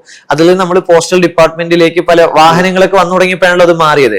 വാഹനങ്ങൾ വന്നപ്പോഴാണ് കുറച്ചും കൂടി ഈസി ആയത്. ഓട്ടക്കാരൻ വ്യക്തികൾ മാറിയിട്ട് വണ്ടികളിൽ കൊണ്ടുപോകുന്ന സംഭവങ്ങൾ വന്നു. പിന്നെ അത് നമ്മൾ മാറിയിട്ട് എന്ത് ചെയ്തു, ഇമെയിൽ സംവിധാനങ്ങളിലേക്ക്, ഇലക്ട്രോണിക് സംവിധാനങ്ങളൊക്കെ വരുമ്പോഴാണല്ലോ കമ്മ്യൂണിക്കേഷൻ ഈസി ആയത്. അപ്പൊ കമ്മ്യൂണിക്കേറ്റ് ചെയ്യുക എന്നുള്ള ആശയത്തെ ഓരോ കാലഘട്ടത്തിലും ടെക്നോളജി എന്താക്കി, അത് സ്പീഡാക്കി വന്നിട്ട് ഇപ്പം ഇന്ന് പണ്ടൊക്കെ എന്താണ്, ഫോട്ടോ എടുത്ത് ഇൻലൻഡ് കവറിന്റെ അകത്തിട്ട് പോസ്റ്റ് ഓഫീസിൽ നിന്ന് ഗൾഫിലേക്ക് അയച്ചിരുന്ന ആളുകളുണ്ട്. അവരിന്ന് എങ്ങനെയാണെന്ന് വെച്ചാൽ നേരെ എടുത്ത് വീഡിയോ കോൾ ചെയ്യണം. അപ്പൊ കമ്മ്യൂണിക്കേഷന് അവർ ടെക്നോളജിയെ യൂസ് ചെയ്യുന്നത് പോലെ എന്തുകൊണ്ട് സ്കൂളുകൾ എഡ്യൂക്കേഷൻ യൂസ് ചെയ്യുന്നില്ല എന്നുള്ളതാണ്. നമ്മൾ നോക്കിയ ഒരു 100 വർഷം മുമ്പ് ക്ലാസ് റൂംസ് എങ്ങനെയാണോ അതേപോലെയാണ് ഇപ്പോഴും ക്ലാസ് റൂംസ്. പക്ഷെ ക്ലാസ് റൂംസ് ചേഞ്ച് ആയിട്ടില്ല എങ്കിൽ അതുകൊണ്ടുണ്ടാകുന്ന ഒരു ഭവിഷ്യത്ത്, റിയൽ വേൾഡും നമ്മളുടെ ഈ ക്ലാസ് റൂം എഡ്യൂക്കേഷൻ തമ്മിൽ ഒരു കണക്ഷനും ഇല്ല. ഇൻഡസ്ട്രിയും അക്കാഡമിക്കും തമ്മിൽ ഒരു കണക്ഷനും ഇല്ലാത്ത വിധം ഗ്യാപ്പ് വന്നു. അതായത് സ്കൂളിൽ പോയാൽ കുട്ടികളുടെ കഴിവ് കുറയും എന്നുള്ള അവസ്ഥയായി. സ്കൂളിൽ പോയിട്ടില്ലെങ്കിൽ കുട്ടികൾ റിയൽ ഇൻഡസ്ട്രിയും വേൾഡും കണ്ട് എന്താ ചെയ്യുക, അവർക്ക് ഭയങ്കരമായിട്ട് ചെയ്യാന്ന്. പക്ഷെ അവിടെയുള്ള പ്രശ്നം എന്താ, ഈ സ്ട്രക്ചേർഡ് അല്ലാത്ത സംവിധാനത്തിൽ ഓരോ കുട്ടിക്കും അവരവർക്ക് തോന്നുന്നതൊക്കെ പോയി കഴിഞ്ഞാൽ ഇത് എവിടെയെങ്കിലും പോകും. വളരെ റെയർ ആയിട്ട് മാത്രമേ, കുറച്ച് എക്സെപ്ഷൻ എന്ന് പറയാം, അവർ മാത്രമേ സക്സസിലേക്ക് അല്ലെങ്കിൽ കറക്റ്റ് ടാർഗറ്റിൽ പോകുള്ളൂ, ബാക്കി എല്ലാം ഡിസ്ട്രാക്ട് ആയിട്ട് പോകും. അപ്പൊ അവിടെ ഒരു മോണിറ്റർ ചെയ്യപ്പെടുന്ന ഒരു സെൻട്രലൈസ്ഡ് സിസ്റ്റം വേണം. ആ സെൻട്രലൈസ്ഡ് സിസ്റ്റം പഴഞ്ചൻ സിസ്റ്റം ആയിട്ടും കാര്യമില്ല, കാലഘട്ടത്തിനനുസരിച്ചിട്ട് മാറിയേ പറ്റൂ. അപ്പോൾ ഇവിടെ പാരന്റ്സിന് ഒരു കുട്ടിയുടെ ആസ്പെക്ട്സിൽ നോക്കിക്കഴിഞ്ഞാൽ എന്താണ്, ആ പാരന്റിന് എന്റെ കുട്ടിയുടെ സ്ട്രെങ്തും വീക്ക്നെസ്സും ഒക്കെ കൃത്യമായിട്ട് മനസ്സിലാവണം, എന്റെ കുട്ടിക്ക് എങ്ങനെ അപ്ഗ്രേഡ് ചെയ്യാൻ പറ്റും എന്നുള്ളൊരു സജഷൻ. അപ്പോൾ ഒരു 40 കുട്ടികളുള്ള ഒരു ക്ലാസ് റൂമിൽ 40 കുട്ടികളെയും ടീച്ചറിന് ഒരേ അറ്റൻഷൻ കൊടുക്കത്തില്ല.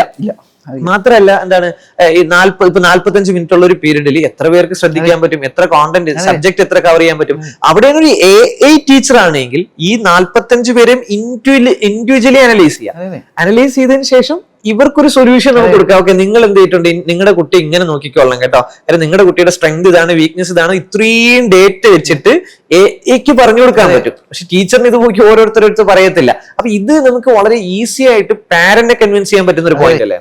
അതെ, കാരണം ഇപ്പോ പറഞ്ഞ പോയിന്റ് തന്നെ, അതായത് ഒരു 45 മിനിറ്റ്സ് നമ്മൾ എടുത്തു കഴിഞ്ഞാൽ പോലും നമ്മളൊരു ക്ലാസ്സിൽ ഇരിക്കുമ്പോഴത്തേക്ക് എന്താണ്, ആ 45 മിനിറ്റ്സിൽ ഈ പിള്ളേരെ പിടിച്ചിരുത്താന്നുള്ളൊരു സംഭവം ഉണ്ടല്ലോ. അപ്പൊ അതിലും കുറെ ടൈമുകൾ ഇങ്ങനെ പോകുന്നുണ്ട്. അപ്പൊ ഇവിടെയാണ് ആക്ച്വലി 1-to-1 പേഴ്സണലൈസ്ഡ് ട്യൂട്ടറിങ് അല്ലെങ്കിൽ പേഴ്സണലൈസ്ഡ് ആയിട്ടുള്ള ഒരു ടീച്ചിങ്ങിന്റെ ഒക്കെ ഒരു ഇത് വരാം. കാര്യം ഇതിനെ സംബന്ധിച്ചിടത്തോളം നമ്മൾ 1-to-1 പഠിപ്പിക്കുമ്പോഴാണ് നമ്മുടെ വലിയ പൊട്ടൻഷ്യൽ അൺലോക്ക് ആവുക എന്നുള്ളൊരു പോയിന്റ് ഉണ്ടല്ലോ. അപ്പോ ഒന്നാമത്തെ കാര്യം, എഐക്ക് ഒരു പ്രോപ്പർ ഡേറ്റ നമ്മൾ കൊടുത്തു കഴിഞ്ഞാൽ, ഇപ്പം ഈവൻ നമ്മൾ ഒരു കുട്ടിയെ ഇവാലുവേറ്റ് ചെയ്യുന്നത് പോലും ആ ആളുടെ പ്രീവിയസ് ഡേറ്റ വെച്ചിട്ടാണ് നമ്മൾ എന്ത് ചെയ്യുക, ആളെ ഇവാലുവേറ്റ് ചെയ്യുന്നത്. ഈ സെയിം ഡേറ്റ തന്നെ നമുക്ക് ഒരു എഐയിലേക്ക് കൊടുത്തു കഴിഞ്ഞാലും അതിനെ നമുക്ക് എന്ത് ചെയ്യാൻ പറ്റും, ഈ പറഞ്ഞ ഫൈൻ ട്യൂണിങ്ങിലൂടെ നമുക്ക് ഈ ഒരു പ്രോസസ് ചെയ്തെടുക്കാൻ പറ്റും. അപ്പൊ അവിടെ സംഭവിക്കാന്ന് പറഞ്ഞു കഴിഞ്ഞാൽ ആ കുട്ടിക്ക് അനുസരിച്ചിട്ടുള്ള ഒരു ടീച്ചറായിട്ട് മാറുകയാണ്. അപ്പം ഈ കുട്ടികൾക്ക് വേണ്ട എന്താണ്, ഇപ്പോഴത്തെ കറണ്ട് ടീച്ചേഴ്സ് മെന്റേഴ്സ് ആയിട്ട് മാറണം എന്നുള്ളതാണ്. അപ്പൊ അവർക്ക് എന്ത് ചെയ്യണം, പുറത്ത് നടക്കുന്ന ഇൻഡസ്ട്രിയിൽ നടക്കുന്ന കാര്യങ്ങൾ പറഞ്ഞു കൊടുക്കണം, അല്ലെങ്കിൽ പുതിയ പുതിയ കാര്യങ്ങളെ പറ്റി പഠിച്ചെടുത്തിട്ട് ടീച്ചേഴ്സ് പറഞ്ഞു കൊടുക്കണം. അപ്പൊ ആ ഒരു രീതിയിലേക്ക് ടീച്ചേഴ്സ് മാറണം. ഇപ്പോൾ ഉള്ള പുസ്തകത്തിലുള്ള കാര്യങ്ങൾ പഠിപ്പിച്ചു കൊടുക്കാണ്ട് അവരെന്തായിട്ട് മാറണം, പുറത്തുള്ള കാര്യങ്ങൾ. കാരണം ഞാനിപ്പം എന്നെ പഠിപ്പിച്ച ഒരു ടീച്ചറുമായിട്ട് സംസാരിച്ചപ്പോഴാണെങ്കിൽ പോലും പുള്ളിക്കാരൻ പറഞ്ഞെന്ന് പറഞ്ഞൊരു കാര്യമുണ്ട്. പുള്ളിക്കാരൻ പറഞ്ഞൊരു പോയിന്റ് എന്ന് പറഞ്ഞു കഴിഞ്ഞാൽ, ആഗ്രഹമുണ്ട് എന്താണ്, ഈ പുറത്തുനിന്നുള്ള കാര്യങ്ങളെല്ലാം ഇൻഡസ്ട്രിയിൽ നടക്കുന്നതായി കഴിഞ്ഞാലും പുറത്തുള്ള കാര്യങ്ങളൊക്കെ പഠിപ്പിച്ചു കൊടുക്കണമെന്ന് ആഗ്രഹമുണ്ട്. പക്ഷെ അവിടെ വരുന്ന ഒരു ലിമിറ്റേഷൻ എന്ന് പറഞ്ഞു കഴിഞ്ഞാൽ, ഇത്ര ടൈമിനുള്ളിൽ അക്കാഡമിക്കലി ഇത്രയും ടൈമിൽ എന്ത് ചെയ്യണം, ഇവർക്ക് എക്സാമിന് വേണ്ടിയിട്ട് പ്രിപ്പയർ ചെയ്ത് കൊടുക്കുക, ആ ഒരു പോയിന്റിലേക്ക് അവർ ഫുൾ പാക്ഡ് ആയിട്ടാണ് പോകുന്നത്. അപ്പൊ ഇതിലേക്ക് പുതിയൊരു സംവിധാനം കൊണ്ടുവരിക എന്ന് പറഞ്ഞു കഴിഞ്ഞാൽ അത്ര ഈസി അല്ല. അപ്പം ഇങ്ങനൊരു പ്രശ്നം നിലനിൽക്കുന്നത് കൊണ്ട് തന്നെ എന്താണ്, ഇവരെ മാറ്റിയെടുക്കുക എന്ന് പറയുന്ന ഒരു പ്രോസസ്സിൽ നമുക്ക് ഏറ്റവും സിമ്പിൾ ആയിട്ടുള്ള ഒരു വഴിയും ഇത് തന്നെയാണ് AI കൊണ്ടുവരിക എന്നുള്ളൊരു സംവിധാനം. അതെ, കാര്യം ഇൻഡിവിജ്വൽ അറ്റൻഷൻസ് ഒരു കുട്ടിക്ക് കിട്ടിയാലാണ് ആ കുട്ടിക്ക് ബെറ്റർ ആകാൻ കഴിയുന്നത്. ഇപ്പൊ നമ്മളിപ്പോ ഒരു കുട്ടി ഒരു ക്ലാസ് റൂമിൽ അധ്യാപകൻ മാത്സ് ക്ലാസ് എടുക്കുകയാണ്, അപ്പൊ ഒരു കുട്ടിക്ക് മനസ്സിലായില്ല, അപ്പോൾ ഒരു പ്രാവശ്യം പറഞ്ഞു കൊടുക്കാൻ പറ്റും. രണ്ടാമത് ആ കുട്ടീനെ ക്ലിയർ ആക്കിയിട്ടേ ഇനി പോകാൻ പറ്റുള്ളൂ എന്ന് പറഞ്ഞാൽ ഈ സാറിന് ക്ലാസ് എടുക്കത്തില്ല, പോർഷൻ കംപ്ലീറ്റ് ചെയ്യത്തില്ല. അപ്പൊ അവിടെയാണ് ഒരു AI ടീച്ചറിന് ഈ കുട്ടിയുടെ ഓരോ പ്രോബ്ലം പല രീതിക്ക് ആദ്യം ഈ രീതിക്ക് സോൾവ് ചെയ്യും, ഓക്കെ, അതിന്റെ മറ്റൊരു രീതിക്ക് സോൾവ് ചെയ്ത് ആ കുട്ടിക്ക് അതിന്റെ ലോജിക്ക് മനസ്സിലായി. ഈ മാത്തമെറ്റിക്സ് ഒക്കെ പലപ്പോഴും പലർക്കും മനസ്സിലാവാത്തതിന്റെ സംവിധാനം അധ്യാപകൻ അത് കറക്റ്റ് കൺവേ ചെയ്യാൻ പറ്റാത്തതുകൊണ്ടാണ്. കാര്യം 40 കുട്ടികൾക്ക് 40 രീതിക്ക് കൺവേ ചെയ്യണം.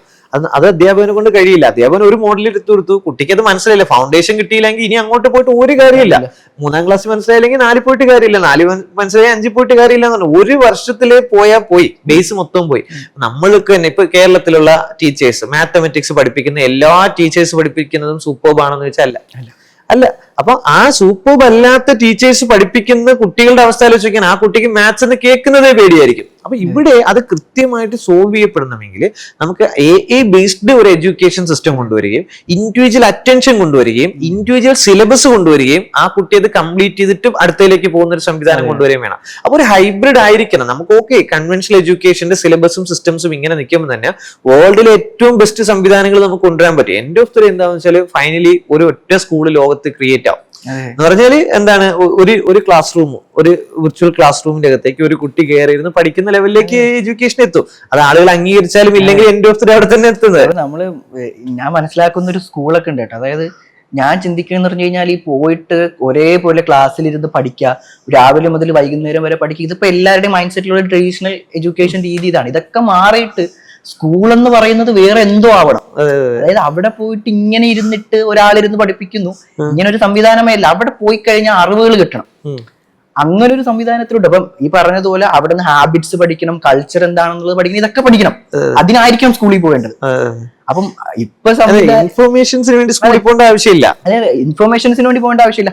അവിടെ പോയിട്ട് കുട്ടി കൾച്ചർ പഠിക്കണം, എന്താണ് ഹാബിറ്റ് എന്നുള്ളത്, അല്ലെ എങ്ങനെയാണ് ഇപ്പൊ നമ്മളൊരു സമൂഹത്തിൽ നിൽക്കുക, ഈ കാര്യങ്ങളൊക്കെ പഠിക്കണമെന്നുണ്ടെങ്കിൽ സ്കൂളിൽ പോകണം. പക്ഷെ അവിടെ നിന്ന് ഇപ്പൊ എന്താണ് ഇപ്പോഴത്തെ നമ്മൾ കറണ്ടിൽ പോയി കഴിഞ്ഞു കഴിഞ്ഞാൽ പോകുന്നു, ഒരു ക്ലാസ്സിൽ ഇരിക്കുന്നു, പഠിപ്പിക്കുന്നു. അപ്പം ഇതിന്റെ ഒരു അടുത്ത ലെവലിലേക്ക് അടുത്തൊരു വർഷം നമ്മൾ ചിന്തിക്കണം എന്നുള്ളതാണ്. നമ്മുടെ ഒരു മൈൻഡ് സെറ്റും ആ ഒരു രീതിയിലേക്ക് മാറ്റണം. ഇതേ പറ്റുള്ളൂ എന്ന് പറഞ്ഞ് പിടിച്ചിരുത്തി കഴിഞ്ഞു കഴിഞ്ഞാൽ സാർ നേരത്തെ പറഞ്ഞ പോലെ കല്ലൊരയ്ക്കണ മനുഷ്യന്റെ അവസ്ഥ ഉണ്ടല്ലോ, കല്ലൊരച്ചാലേ കൈക്ക് വ്യായാമം കിട്ടൂ എന്നുള്ളൊരു പറഞ്ഞൊരു സംവിധാനം അങ്ങനെ ആയിപ്പോവും. ഇപ്പൊ ബ്രിട്ടീഷുകാരുടെ കാലഘട്ടത്തിൽ ഈ സിലബസ് ഡിസൈൻ ചെയ്യുമ്പോൾ അന്നൊരു പേർപ്പസ് ഉണ്ടായിരുന്നു. അന്ന് ക്ലർക്കുമാരെ വേണം. കാര്യം ഈ കോറികളിലും ഫാക്ടറികളിലും കൺസ്ട്രക്ഷൻ സൈറ്റിലൊക്കെ പണിയെടുക്കുന്ന ആളുകളുടെ കണക്കെഴുതാനുള്ള എഴുത്തും വായന അറിയാന്നുള്ള ബൈഹാർട്ട് ചെയ്യുന്ന ആളുകളെ വേണം. അവരെ ഉണ്ടാക്കിയെടുക്കാനായിരുന്നു സിലബസ് ഉണ്ടാക്കി. അതുകൊണ്ടാണ് സ്കൂൾ ശ്രദ്ധിച്ചു കഴിഞ്ഞാൽ അറിയാം, ഫാക്ടറികളിൽ മണിയടിച്ച് കയറ്റുന്നു, അതേപോലെ മണിയടിച്ചാണ് സ്കൂളിലേക്ക് കയറുന്നത്. ഫാക്ടറികളിലേക്ക് വേണ്ട ക്ലറിക്കൽ തൊഴിലാളികളെ ഉണ്ടാക്കുന്ന സ്ഥലമായിരുന്നു അന്ന് സ്കൂള്, കോളേജ് എന്നൊക്കെ പറയുന്നത്.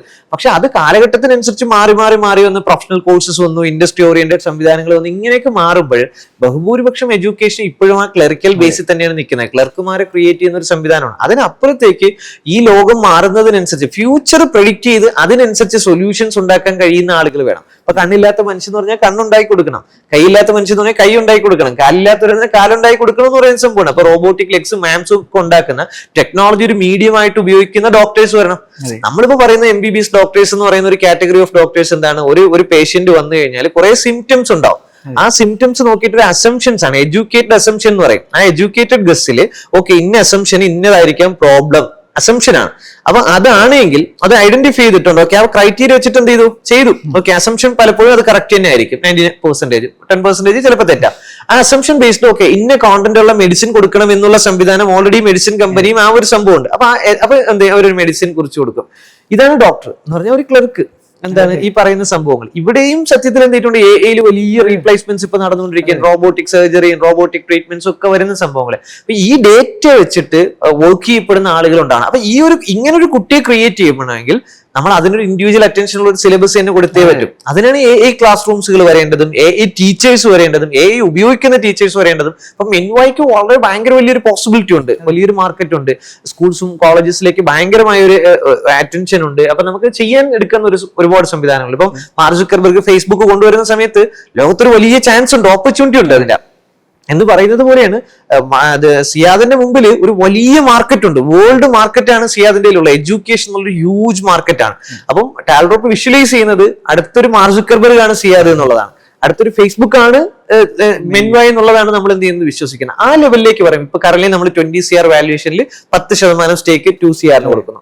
അടുത്ത റൗണ്ടിലേക്ക് പോകുമ്പോൾ ഇത് 200 CR വാല്യൂഷനിൽ നമുക്ക് എടുത്ത് 10% 20 CR നമുക്ക് കൊടുക്കണം. അപ്പൊ എന്ന് പറയുമ്പോൾ ഇപ്പൊ മാർക്ക് സുക്കർബർഗിന് 19ാമത്തെ വയസ്സിൽ ബാക്ക് ചെയ്യുന്ന ഒരാൾ അപ്രോക്സിമേറ്റ്ലി എന്താണ് ഒരു 2.5 കോടി രൂപയുടെ ഇന്ത്യൻ ഫണ്ട് ആയിരുന്നു അന്ന് എന്ത് ചെയ്യുന്നത് മാർക്ക് സുക്കർബർഗിന് കിട്ടുന്നത്. ഓക്കെ, അതേപോലെ ഇപ്പം സിയാദിന് ഇപ്പൊ അടുത്ത ഫണ്ട് വരുന്നു. അപ്പൊ ഇങ്ങനെ സിയാദ് വെച്ചിട്ട് ഡെവലപ്പ് ചെയ്യുന്നു. ഫസ്റ്റ് ഇപ്പം നമ്മൾ 10 സ്കൂളിൽ ചെയ്യുന്നു, അത് കഴിഞ്ഞ് 100 സ്കൂളിൽ ചെയ്യുന്നു, then അടുത്ത 200 CR വാല്യൂഷനിൽ അടുത്ത റൗണ്ട് ഫണ്ട് വരുന്നു.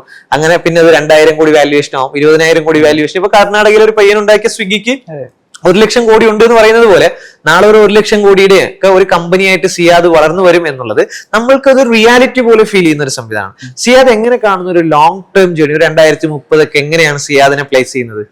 2030 നോക്കുമ്പോഴത്തേക്കും ഒന്നാമത്തെ സംഭവം എനിക്കിത് ഫസ്റ്റ് പാൻ ഇന്ത്യ ലെവലിലേക്ക് ഇതിനെ സ്കെയിൽ ചെയ്യണം എന്നുള്ളത് ആണ് ഒന്നാമത്തെ കാര്യം. രണ്ടാമത്തത് ഇപ്പൊ ഗ്ലോബലി നമ്മൾ നോക്കുമ്പോൾ ഞാൻ നേരത്തെ പറഞ്ഞ ഒരു കാര്യമുണ്ട്, കാരണം ഞാൻ വിഷ്വലൈസ് ചെയ്യുന്ന ഒരു സ്കൂളുണ്ട്. അപ്പൊ ആ ഒരു സ്കൂളിലേക്ക് എത്തിക്കുക എന്നുള്ളതാണ്. അപ്പം അതിന്റെ ഒരു ചവിട്ടുപടിയാണ് ഞാൻ ഇന്നിപ്പോ ഈ കാണുന്ന ഈ ഒരു AI സിസ്റ്റം ഇങ്ങനെ ഇംപ്ലിമെന്റ് ചെയ്യാന്നുള്ള കാര്യം. കാരണം ഒറ്റയടിക്ക് നമുക്ക് എന്ത് ചെയ്യാൻ പറ്റില്ല, ഒരു സിസ്റ്റത്തിന് നമുക്ക് ട്രാൻസ്ഫോം ചെയ്യാൻ വേണ്ടി ഭയങ്കര പാടായിരിക്കും. അപ്പം അതിലൂടെ ഇപ്പൊ ഗ്രാജുവലി പതിയെ അവരെ കയറ്റി ആ ഒരു വിഷനിലേക്ക് എത്തിക്കുക. ഒരു ഇപ്പൊ ഈ പറയുമ്പോഴത്തേക്ക് എന്താണ് ഞാൻ പറയുന്ന ആ ഒരു സ്കൂൾ ഉണ്ടല്ലോ, അതായത് അവരവിടെ പോകേണ്ടത് ഈ പറഞ്ഞതുപോലെ ക്ലാസ് റൂമിലിരുന്ന് ഇപ്പൊ നമ്മൾ പഠിക്കുന്ന പോലെ ആയിരിക്കരുത്. ഓക്കെ, അപ്പൊ അങ്ങനെയാണ് സത്യം പറഞ്ഞു കഴിഞ്ഞാൽ ആ ഒരു സ്കൂളിനെ ട്രാൻസ്ഫോം ചെയ്യുക എന്നുള്ളതാണ്. എത്ര ലെവൽ ഓഫ് ജനറേഷൻ ലേണിംഗ് മെത്തേഡിലേക്ക് മാറുക എന്നുള്ള ഒരു വിഷനിലാണ് സത്യം പറഞ്ഞു കഴിഞ്ഞാൽ എങ്ങനെ പൊക്കൊണ്ടേയിരിക്കുന്നു. ഓക്കെ, അപ്പൊ എന്തായാലും കേരളം കിടക്കും, ഇന്ത്യ കിടക്കും, ലോകം കിടക്കുന്ന ഒരു വലിയൊരു ആശയത്തിലേക്ക്. നമ്മൾ പറയുന്നത് പോലെ കേരളത്തിൽ എന്തുകൊണ്ട് വലിയ സംരംഭങ്ങൾ ഉണ്ടാകുന്നില്ല എന്നൊരു ചോദ്യം ഇപ്പൊ ആമസോണും ഫേസ്ബുക്കും ഉണ്ടാകുന്നില്ല എന്ന് ചോദിച്ചു കഴിഞ്ഞാൽ ഇവിടുത്തെ ഫൗണ്ടേഴ്സ് ഇപ്പൊ ഡിഗ്രി കഴിഞ്ഞ് PG കഴിഞ്ഞിട്ട് സ്റ്റാർട്ടപ്പ് തുടങ്ങാൻ വരുമ്പോൾ അവർക്ക് 10-20 ലക്ഷം രൂപ വീട്ടുകാരെ പൈസയൊക്കെ വാങ്ങിയിട്ട് ചെയ്യുന്നു, അവർ സക്സസ് ആകുന്നില്ല എന്നൊരു സംഭവം. അപ്പൊ അതിൽ നിന്ന് വ്യത്യസ്തമായിട്ടാണ് സിയാദിനെ പോലുള്ളവർ വരുന്നത്, ഇപ്പൊ ടാൽറോപ്പിന്റെ എക്കോസിസ്റ്റത്തിൽ വരുന്നത്. കാര്യം 12ാം വയസ്സിൽ തുടങ്ങി 12 to 19 വയസ്സ് വരെ പല പ്രോഡക്റ്റുകൾ ഡെവലപ്പ് ചെയ്തു, പല പ്രോജക്റ്റുകളിൽ നിന്നു, പല വെഞ്ചേഴ്സ് വർക്ക് ചെയ്തു, സ്റ്റാർട്ടപ്പിൽ വർക്ക് ചെയ്തു, കമ്മ്യൂണിറ്റിയിൽ വർക്ക് ചെയ്തു, മൊത്തം ക്യാമ്പസുകളിലും സെഷൻസ് ഒക്കെ എടുത്ത് ഇങ്ങനെ നിൽക്കുന്നു. അപ്പം അന്ന് ഞാൻ കണ്ടത് നിങ്ങളുടെ ഹയർ എഡ്യൂക്കേഷൻസിലേക്ക് പോകണം. അപ്പോൾ നമ്മൾ ഇങ്ങനെ ആലോചിക്കുകയാണ്, കാര്യം ഒരു കോളേജിൽ പോയി ഫുൾ ടൈം ആയിട്ട് നിങ്ങൾ നിന്ന് കഴിഞ്ഞാൽ അവിടുത്തെ അറ്റൻഡൻസ് പോളിസിയും കാര്യങ്ങളൊക്കെ വരുമ്പോൾ സ്വാഭാവികമായിട്ട് നിങ്ങളുടെ വെഞ്ചറിൽ ഫോക്കസ് ചെയ്യാൻ പറ്റൂല. പക്ഷെ എന്നാൽ ഹയർ എഡ്യൂക്കേഷൻ നിർബന്ധമായിട്ട് ചെയ്തേ പറ്റുള്ളൂ. അങ്ങനെ ഇങ്ങനെ നമ്മൾ എന്താണ് +2 കഴിഞ്ഞ് 2 വർഷം ഡ്രോപ്പ് ചെയ്യണം എന്നുള്ള ടാൽറോപ്പിന്റെ പോളിസി ഉണ്ട്. +2 കഴിഞ്ഞു, 2 വർഷം ഡ്രോപ്പ് ചെയ്ത് നിന്നു. അപ്പൊ എഡ്യൂക്കേഷനിൽ വരുന്ന സമയത്ത് അപ്പൊ നാഷണൽ എഡ്യൂക്കേഷൻ പോളിസി ഒക്കെ ഭയങ്കര റൈറ്റ് ടൈമിൽ വരികയും നമ്മുടെ IIT ഹൈബ്രിഡ് പ്രോഗ്രാം ഒക്കെ ഓപ്പൺ ചെയ്യുകയും IIT ജോധ്പൂരിലേക്ക് എന്ത് ചെയ്യാൻ പറ്റി, ജോയിൻ ചെയ്യാനും പറ്റി. അപ്പൊ നിങ്ങൾക്ക് IIT അലുമിനി സ്റ്റാറ്റസും കിട്ടും, IITയുടെ എക്സ്പോഷർ കിട്ടും, IITയുടെ പ്രൊഫസേഴ്സിന്റെ ക്ലാസ് കിട്ടും, IITയിൽ വരുന്ന കമ്പനികളുടെ ഒരു ആക്സസ് നിങ്ങൾക്ക് കിട്ടും. എന്നാൽ ഫുൾ ടൈം IITയിൽ പോകാതെ ഹൈബ്രിഡ് ആയിട്ട് പഠിക്കാൻ കഴിയും. എന്താണ് നാഷണൽ എഡ്യൂക്കേഷൻ പോളിസിയിൽ ആ ഒരു മാറ്റത്തെ എങ്ങനെ കാണുന്നത്? സത്യം പറഞ്ഞു കഴിഞ്ഞാൽ അത് കുറെ പേർക്ക് സത്യം പറഞ്ഞാൽ നല്ലൊരു ഓപ്പർച്യൂണിറ്റി ആണ് ഇപ്പൊ. കാരണം ഈ പറഞ്ഞതുമല്ല, ഞാനൊരു കാര്യം പറയാം, അതായത് സൊസൈറ്റിയിലേക്ക് നമ്മൾ നോക്കുമ്പോഴത്തേക്കും അവരൊരാളെ ഇവാലുവേറ്റ് ചെയ്യുക ആളുടെ ഒരു അക്കാഡമിക് സംഭവം വെച്ചിട്ടായിരിക്കും, ബാക്ക്ഗ്രൗണ്ട് വെച്ചിട്ടായിരിക്കും കൂടുതലും ആൾക്കാർ അവർ ഇവാലുവേറ്റ് ചെയ്യുക. കാരണം നീ എത്രത്തോളം പഠിച്ചിട്ടുണ്ട് നീ അത് വെച്ചിട്ടാണോ ചെയ്യുന്നത്. കാരണം നമ്മൾ വലിയ വലിയ ആൾക്കാരിലേക്കൊക്കെ നമ്മൾ നോക്കിക്കഴിഞ്ഞ് കഴിഞ്ഞാൽ നമ്മൾ അതിലേക്ക് നോക്കുന്നില്ല, ബാക്ക്ഗ്രൗണ്ട് ചെക്കിംഗ് ഒന്നും നടത്തുന്നില്ല, അവ ഇപ്പൊ എന്ത് ചെയ്തിട്ടുണ്ട് എന്നുള്ളൊരു സംവിധാനമാണ്. അപ്പൊ അങ്ങനെ വരുമ്പോഴാണ് സത്യം പറഞ്ഞു കഴിഞ്ഞാൽ ഇപ്പൊ രണ്ട് വർഷം നമ്മൾ ബ്രേക്ക് ചെയ്ത് നിൽക്കുകയാണ്. അപ്പം ഈ പറഞ്ഞതുപോലെ പോയി പഠിക്കാൻ നിന്ന് കഴിഞ്ഞാൽ നമുക്കും പേടിയുണ്ട്. കാരണം ഈ പറഞ്ഞ പോലെ എന്താണ് നമ്മുടേതായ വെഞ്ചറും കാര്യങ്ങളൊക്കെ സ്റ്റാർട്ട് ചെയ്യാനായിട്ട് പറ്റുമോ എന്നുള്ള അങ്ങനെ ഒരു സ്റ്റേജിൽ നിൽക്കുമ്പോഴാണ് ഞാനിപ്പോ ഈ പറഞ്ഞ പോലെ IIT ജോധ്പൂരിന്റെ ഈ ഒരു ഓപ്പർച്യൂണിറ്റിയെ പറ്റി ഞാൻ ഇങ്ങനെ അന്വേഷിക്കുന്നതും കാണുന്നത്. അപ്പോ അത് ഭയങ്കര ഒരു റൈറ്റ് ടൈം ആയിട്ട് തോന്നി. അപ്പൊ ഞാൻ അതിലേക്ക് അപ്ലൈ ചെയ്തിടുക എന്ന് പറഞ്ഞു കഴിഞ്ഞാൽ അതിനുശേഷം ഒരു 2 മാസം കഴിഞ്ഞിട്ട് അവരെന്നെ കണക്ട് ചെയ്തത്. അപ്പൊ കണക്ട് ചെയ്തിട്ട് പറഞ്ഞു സിയാദിന്റെ പ്രൊഫൈൽ ഇങ്ങനെ ചെക്ക് ചെയ്തായിരുന്നു, റോസ് ചെക്ക് ചെയ്തായിരുന്നു, ഇപ്പൊ എന്താണ് ചെയ്യുന്നതെന്ന് വെച്ചപ്പം അവരെ സംബന്ധിച്ചിടത്തോളം നിങ്ങൾ ഇപ്പൊ ചെയ്തുകൊണ്ടിരിക്കുന്ന ജോബിനെ ഡ്രോപ്പ് ചെയ്യണ്ട, ഈ പറഞ്ഞ പോലെ ഇതിന്റെ കൂടെ നിങ്ങൾക്ക് എന്ത് ചെയ്യാം, പഠിക്കാം, പഠിച്ചതിന് ശേഷം ഡിഗ്രി എടുക്കാം. അപ്പൊ കറക്റ്റ് ഈ പറഞ്ഞതുപോലെ IIT അലൂമിനി സെറ്റ്, അതായത് ഒരു IIT സ്റ്റുഡന്റിന് എന്തൊക്കെ ബെനിഫിറ്റ്സ് കിട്ടും അതെല്ലാം നിങ്ങൾക്ക് ഉണ്ടാവും.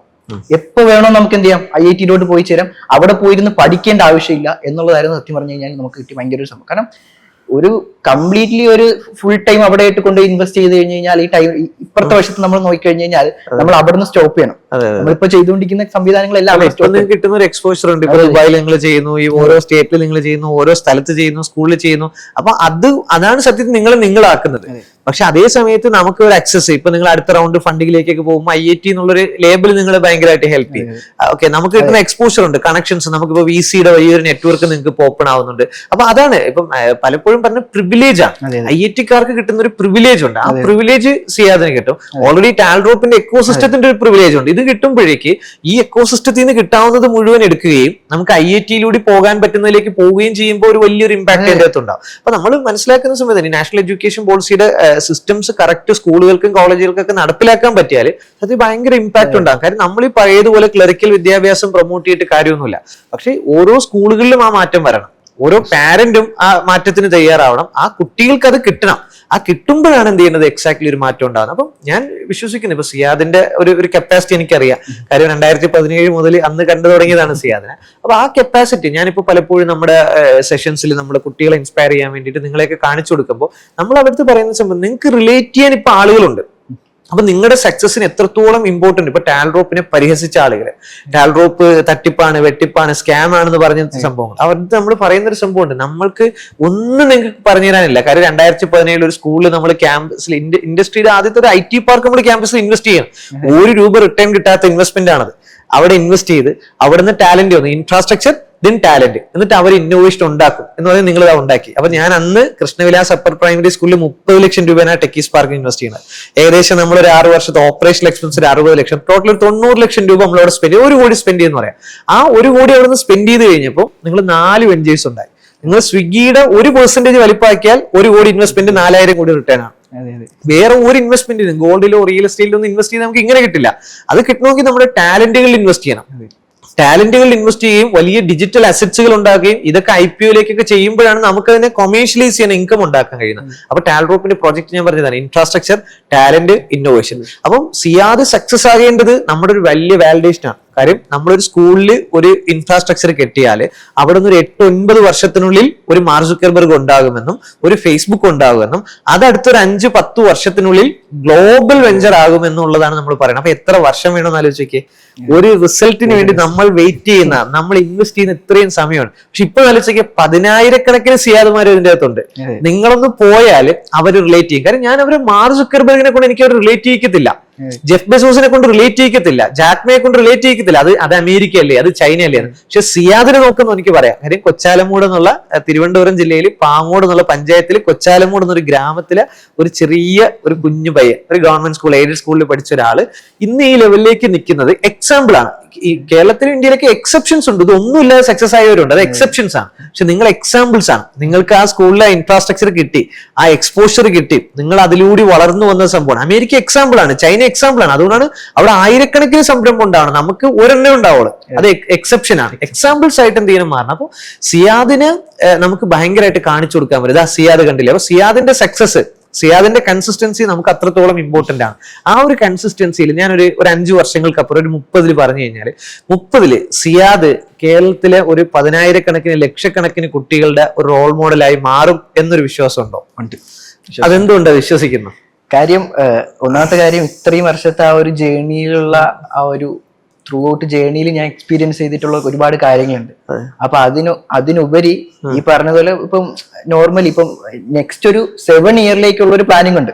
അപ്പൊ മെൻവേ അടുത്തൊരു 7 ഇയറിൽ പ്രൊജക്ട് ചെയ്യേണ്ട രീതി എങ്ങനെയാണെന്നുള്ളത് ഓൾറെഡി ഞാൻ പ്ലാൻ ആക്കി വെച്ചിട്ടുണ്ട്. അപ്പം ഈ ഒരു രീതിയിൽ ഞാൻ ഓരോരുത്തരടുത്തും വാലിഡേറ്റ് ചെയ്യാനായിട്ട് ചെല്ലും.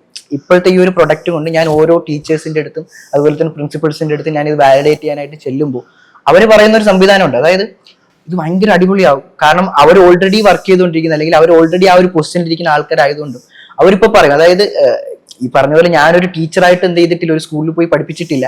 എനിക്ക് ആകെയുള്ള ഒരു എക്സ്പീരിയൻസ് എന്ന് പറഞ്ഞു കഴിഞ്ഞാൽ ഈ ത്രൂ ഔട്ട് ജേർണിയിൽ ഞാൻ എടുത്തിട്ടുള്ള വർക്ക്ഷോപ്സും ഓറിയന്റേഷൻസും കാര്യങ്ങളും. അപ്പം ഈ ഒരു വാലിഡേഷൻ കറക്റ്റ് എനിക്ക് ആ ഒരു റൈറ്റ് ആൾക്കാരുടെ നിന്ന് കിട്ടുമ്പോൾ എനിക്ക് വിശ്വാസമുണ്ട് ഞാൻ പോകുന്ന റൈറ്റ് പാത്തിലൂടെയാണ് എന്നുള്ളൊരു വലിയൊരു ഇമ്പാക്ട് ഉണ്ടാക്കാൻ കഴിയും. വലിയൊരു മാതൃകയാകാൻ കഴിയും. കേരളത്തിലൊരു വലിയ വിപ്ലവം ഉണ്ടാക്കാൻ കഴിയും. ഇപ്പം ഞാനിപ്പോ പേഴ്സണലി എടുത്തൊരു ഫ്രെഡറിക് ടെർമാന്റെ റോളാണ്. സ്റ്റാൻഫോർഡിൽ 1940-45 ഒരു പ്രൊഫസർ അദ്ദേഹത്തിന്റെ ക്യാമ്പസിൽ എന്ത് ചെയ്തിട്ടുണ്ട്, ലാബ് സെറ്റ് ചെയ്ത് കൊടുക്കുന്നു. ഹ്യൂലറ്റ് പക്കാർഡ് 2 വിദ്യാർത്ഥികളൊന്ന് HP കമ്പ്യൂട്ടർ ഉണ്ടാക്കുന്നു. ആ ഏരിയ ഉള്ള ഇൻഡസ്ട്രി പാർക്ക് ആവുന്നു. അത് പിന്നീട് ഗവൺമെന്റ് ഒക്കെ ഇൻവെസ്റ്റ് ചെയ്ത് സിലിക്കൻ വാലി ആവുന്നു. അവിടെ മാർക്ക് സുക്കർബർഗിന് 19 വയസ്സുകാരൻ വന്ന് ഫേസ്ബുക്ക് ചെയ്യുന്നു, ജെഫ് ബെസോസ് ആമസോൺ ഉണ്ടാക്കുന്നു, ഗൂഗിളിന്റെ മൈക്രോസോഫ്റ്റിന്റെ ഒക്കെ ഹെഡ്ക്വാർട്ടേഴ്സ് ആയിട്ടുള്ള കാലിഫോർണിയയുടെ സിലിക്കൻ വാലി. ഇതുപോലെ നമ്മുടെ ക്യാമ്പസുകളിൽ ഇനിഷ്യേറ്റീവ് എടുത്താൽ നമുക്കും ഇവിടെ മാർക്ക് സുക്കർബർഗ് ഉണ്ടാവുന്നു, ഫേസ്ബുക്ക് ഉണ്ടാവും എന്നുള്ളതിൽ ഞാനൊരു ഫ്രെഡറിക് ടെർമാന്റെ റോൾ എടുത്തു. അത്ര ഈസി ആയിരുന്നില്ല സിയാദ് മനസ്സിലാക്കേണ്ടത്. ഈ സ്കൂളിൽ നമ്മളിത് പറയുമ്പോൾ ഇതൊന്ന് വിശ്വസിപ്പിക്കാൻ, നിങ്ങളെ ടീച്ചറിനെ വിശ്വസിപ്പിക്കാൻ, നാട്ടുകാരെ വിശ്വസിപ്പിക്കാൻ, നിങ്ങളുടെ പാരന്റ്സിനെ വിശ്വസിപ്പിക്കാൻ എടുത്തൊരു എഫോർട്ട് ഉണ്ട്. അപ്പം ആളുകൾക്ക് അവർ മനസ്സിലാക്കപ്പെടാത്ത ഏതൊരു കാര്യം ചെയ്താലും അത് തട്ടിപ്പാണെന്ന് പറയുന്ന സ്ഥലത്ത് ഇത് സർട്ടിഫിക്കറ്റ് പ്രോഗ്രാം അല്ല, ഇത് ഗവൺമെന്റ് അഫിലിയേറ്റഡ് പ്രോഗ്രാം അല്ല, അവർക്ക് സിലബസ് ഇല്ല, അതില്ല ഇതില്ല എന്ന് പറയുമ്പോൾ നമുക്ക് ആകെ പറയാൻ കഴിയുന്നത് നിങ്ങൾ നിൽക്കേ, നിങ്ങളൊരു 8-9 വർഷത്തിൽ നിൽക്കേ എന്ന് മാത്രമേ പറയാൻ പറ്റുള്ളൂ. അപ്പൊ ഇന്ന് നമുക്ക് എന്തിട്ടുണ്ട്, വെഞ്ചർ ഉണ്ടാകും, സ്റ്റാർട്ടപ്പ് ഉണ്ടാകും എന്നുള്ളതിൽ സംശയമില്ല. അപ്പൊ സിയാദിന് ഏതൊരു സ്റ്റാർട്ടപ്പും ഏതൊരാളുടെ മുമ്പിൽ ഇരുന്ന് പിച്ച് ചെയ്ത് കഴിഞ്ഞാൽ അവർ പറയുന്നത് സൂപ്പർ സാധനമാണെന്ന് പറയും. സിയാദിന് അത് ബിൽഡ് ചെയ്യാൻ അറിയാം, അതിന്റെ AI മൊത്തം സിയാദിന് തന്നെ അറിയാം, ഔട്ട്സോഴ്സ് ചെയ്യേണ്ട ആവശ്യമില്ല, അത് മൊത്തം 0 ഇന്ന് എല്ലാം എൻഡ് ടു എൻഡ് ഉണ്ടാക്കാനും സിയാദിന് അറിയാം. അപ്പൊ അങ്ങനെ സ്വന്തമായിട്ട് ഉണ്ടാക്കാൻ കഴിയുന്ന ഒരു അവസ്ഥയിലേക്ക് എത്തിയത് ഒരു വലിയ വാലിഡേഷൻ ആണ്. ഇനി അത് നമുക്ക് കേരളവും ഇന്ത്യയും ലോകവും കടന്ന് അത് ഈ പറയുന്ന കണക്ക് എന്താണ് IPO-യിലൊക്കെ ലിസ്റ്റ് ചെയ്ത് കഴിയുമ്പോഴാണ് റിയൽ വാലിഡേഷൻ തുടങ്ങുന്നത്. അപ്പം എന്തായി, ഇതേ മോഡലിൽ കേരളത്തിലെ എല്ലാ സ്കൂളുകളും ഇപ്പൊ കെട്ടിടം കെട്ടാണ്. ടെക്കീസ് പാർക്കുകളായിട്ട്, ഇൻവെന്ററി പാർക്കുകളായിട്ടും, ഗ്രാമങ്ങളിൽ വില്ലേജ് പാർക്കായിട്ടും കെട്ടിടങ്ങൾ, ഇൻഫ്രാസ്ട്രക്ചർ വരെയാണ്. ആ ഇൻഫ്രാസ്ട്രക്ചറിലേക്ക് ടാലന്റ് വരെയും. ഇന്നിപ്പോ നമ്മൾ സംസാരിക്കുമ്പോൾ തന്നെ ഇപ്പൊ ഒരു കോൺക്ലേവില് 2500 കുട്ടികളാണ് ഇപ്പൊ വന്നത്. ആ കുട്ടികൾ എന്ത് ചെയ്തിട്ടുണ്ട്, ടാലന്റുകൾ കണക്ട് ആയിക്കൊണ്ടിരിക്കുകയാണ് ടാൽറോപ്പിന്റെ എക്കോസിസ്റ്റത്തിൽ. അപ്പൊ ഇവര് റോൾ മോഡൽ ആക്കുന്നത് ഇപ്പം മാർക്ക് സുക്കർബർഗിനെ അല്ല, ഇപ്പം എന്താണ് മഹാദേവിനെയും സിയാദിനെയും യാസറിനെയും അതിലേക്കാണ് റോൾ മോഡൽ ആക്കുന്നത്. നിങ്ങളെ പോലെ ചെയ്യണമെന്നാണ് അവർ ആഗ്രഹിക്കുന്നത്. അപ്പൊ നിങ്ങളുടെ സക്സസ് വരുമ്പോഴേക്ക് അത് കേരളത്തിൽ ഭയങ്കര ചരിത്രം തന്നെയായിരിക്കും, ഭയങ്കര ഇമ്പാക്ട് തന്നെയായിരിക്കും. 2030 കേരളം എങ്ങനെയാണ് സിലിക്കൻ വാലി ആകുന്നതെന്ന് ആളുകൾ ചോദിക്കുമ്പോൾ ഞാൻ പറയും, ഇത് കെട്ടിടങ്ങൾ കൊണ്ടല്ല. കെട്ടിടങ്ങൾ കെട്ടി ആ കെട്ടിടങ്ങളിൽ ടാലന്റുകൾ വന്ന് അവരുണ്ടാക്കുന്ന ഇന്നോവേഷൻസ് ലോകത്തെത്തി ലോക രാജ്യങ്ങളിൽ നിന്ന് ക്യാഷ് നമ്മുടെ നാട്ടിലേക്ക് വരുമ്പോൾ നമ്മുടെ നാട് വലിയൊരു കാലിഫോർണിയ പോലെ, നമ്മുടെ നാട് ഒരു സിലിക്കൻ വാലി പോലെ ആവും. കേരളത്തിൽ ലോകത്തിന്റെ ഒരു ടെക്നോളജിയുടെയും ഓണ്ടർപ്രണർഷിപ്പിന്റെയും ഹെഡ്ക്വാർട്ടേഴ്സ് ആയിട്ട് മാറും. കാര്യം അതിന് മാത്രമുള്ള ടാലന്റുകൾ ഇവിടെ ഉണ്ട്, അത്രയും കിടിലം ഭൂപ്രകൃതി നമുക്കുണ്ട്, 365 ദിവസം സുന്ദരമായിട്ട് ജീവിക്കാൻ കഴിയുന്ന ഒരു നാടുണ്ട്. അപ്പൊ സിയാദ് ഒരു റെവല്യൂഷന്റെ തുടക്കമാകട്ടെ എന്ന് ആശംസിക്കുന്നു. ഓക്കെ, അപ്പൊ നമുക്ക് ഇന്നത്തെ ഒരു പോഡ്കാസ്റ്റ് ഇവിടെ വൈൻഡപ്പ് ചെയ്യാം. എന്തായാലും മെൻവായി ഒരു ഹ്യൂജ് സക്സസ് ആവും. കാരണം ഒരു മാർക്ക് സുക്കർബർഗിന് എന്ത് പൊട്ടൻഷ്യൽ ഉണ്ടോ അത് സിയാദിനുണ്ട് എന്ന് നമുക്കറിയാം. ടാൽറോപ്പിന്റെ എക്കോസിസ്റ്റത്തിലുള്ളവർക്കറിയാം. സിയാദ് അതേ തീയോടുകൂടി അതേ ഒരു പെയിൻ എടുത്ത് നമ്മളൊരു സമൂഹത്തിന്റെ മാതൃകയാണെന്നും ഞാൻ സക്സസ് ആയി ലോകത്തിന്റെ മുമ്പിൽ വന്നാൽ അത് ഒരു തലമുറയ്ക്ക് തന്നെ പ്രചോദനമാകുമെന്നും, അപ്പം എക്സ്ക്യൂസ് ആയിട്ട്, അതായത് ടാൽറോപ്പ് ഇത്രയും എഫേർട്ട് എടുത്ത് ഒരു സംവിധാനം ഉണ്ടാക്കി ഒരുപാട് വെല്ലുവിളികൾ അതിജീവിച്ചുണ്ടാക്കുമ്പോൾ ഞാൻ വൺസ് റിസൾട്ട് ആയ ടാൽറോപ്പ് വാലിഡേറ്റ് ചെയ്യപ്പെടും. ടാൽറോപ്പ് വാലിഡേറ്റ് ചെയ്യപ്പെട്ടാൽ ഇവിടെ ഉള്ള എന്ത് ചെയ്യും, ഹ്യൂജ് ഇൻവെസ്റ്റ്മെന്റ്സ് എന്ത് ചെയ്യും, ടാലന്റുകളുടെ പുറത്ത് ചെയ്യും. ഇപ്പൊ നമ്മുടെ മക്കൾക്ക് വേണ്ടി ഇൻവെസ്റ്റ് ചെയ്യാൻ ആരും തയ്യാറല്ല, എല്ലാവരും സ്വർണ്ണ കച്ചവടത്തിലും തുണി കച്ചവടത്തിലുമാണ്. പക്ഷെ നമ്മുടെ ടാലന്റുകൾക്ക് വേണ്ടി ഇൻവെസ്റ്റ് ചെയ്യും. റിസർച്ച് ആൻഡ് ഡെവലപ്മെന്റ് നടക്കും. സാം ആൽട്ട്മാനൊക്കെ ഓപ്പൺ ചെയ്ത് തുടങ്ങി 7ാമത്തെ വർഷം മീഡിയയുടെ മുമ്പിൽ എന്ന് പറഞ്ഞിട്ട് എങ്ങനെയാണ് ഇതിന് റവന്യൂ ഉണ്ടാക്കണമെന്ന് വെച്ചാൽ ഐ ഡോണ്ട് നോ എന്ന് പറഞ്ഞതാണ്. എനിക്കറിയില്ല ഇതിന് എങ്ങനെ റവന്യൂ ഉണ്ടാക്കണമെന്ന്. കാരണം അന്ന് അപ്പൊ ആളുകൾ ചോദിക്കും, എന്നിട്ട് അവൻ പറയുന്നതാണ് ഞാൻ ഇതിനോട് തന്നെ ചോദിക്കും എങ്ങനെ റവന്യൂ ഉണ്ടാക്കണം. അപ്പൊ എല്ലാ മീഡിയക്കാരും ചിരിക്കും. പക്ഷെ ഇന്ന് നമ്മൾ ബിസിനസ് മോഡലും റവന്യൂ മോഡലും ചോദിക്കുന്ന ChatGPT അടുത്താണ്. അപ്പൊ ഒന്ന്, അവൻ ഉണ്ടാക്കുന്ന പ്രൊഡക്റ്റിലുള്ള അവന്റെ കോൺഫിഡൻസ്. 2, അവന് ആ ഒരു എങ്ങനെ റവന്യൂ ഉണ്ടാക്കണം എന്ന് പോലും അറിയാത്തൊരു വെഞ്ചറിൽ സ്റ്റാർട്ടപ്പിൽ ഇൻവെസ്റ്റ് ചെയ്യാൻ അവിടെ ഇൻവെസ്റ്റേഴ്സ് ഉണ്ടായിരുന്നു എന്നുള്ളതാണ്. അപ്പോൾ നിങ്ങളെപ്പോലുള്ള ടാലന്റുകളെ വിശ്വസിച്ച് ഇൻവെസ്റ്റ് ചെയ്യാൻ ഇവിടെ ഫണ്ട് ഉണ്ട്. പക്ഷെ അവർക്ക് ആർക്കും സക്സസ് സ്റ്റോറീസ് ഇല്ല. അപ്പൊ നിങ്ങളൊരു സക്സസ് സ്റ്റോറി ഉണ്ടാക്കിയാൽ, ഇപ്പൊ ഫ്ലിപ്കാർട്ടിൽ 10 ലക്ഷം ഇട്ട് 134 കോടി കിട്ടി എന്നുള്ളത് കൊണ്ടാണ് അവിടേക്ക് ഇപ്പൊ ഫണ്ട് എന്ന് പറയുന്നത്. കേരളത്തിൽ അതുപോലത്തെ സക്സസ് സ്റ്റോറീസ് ഇല്ലാത്തതുകൊണ്ടാണ് ഇവിടെ ഫണ്ട് വരാത്തത്. അപ്പൊ നമുക്ക് റിസ്ക് ക്യാപിറ്റൽ വരണം, ഇവിടുത്തെ ടാലന്റുകളെ വിശ്വസിച്ച് ചെയ്യണം. അപ്പം ഒരു 2030 ഇവിടെ ഫണ്ട് ഒഴുകണമെങ്കിൽ സിയാദ് സക്സസ് ആവണം. വലിയൊരു സക്സസ് ആയിട്ട് സിയാദിന്റെ സ്റ്റാർട്ടപ്പ് മാറട്ടെ, ഒരു വലിയ വിപ്ലവം ഉണ്ടാക്കട്ടെ, ഇവിടുത്തെ ഒരു മാതൃകയാവട്ടെ. ഓക്കെ, അപ്പൊ ഇന്നത്തെ നമുക്ക് പോഡ്കാസ്റ്റ് വൈൻഡപ്പ് ചെയ്യാം. Thank you Siyad.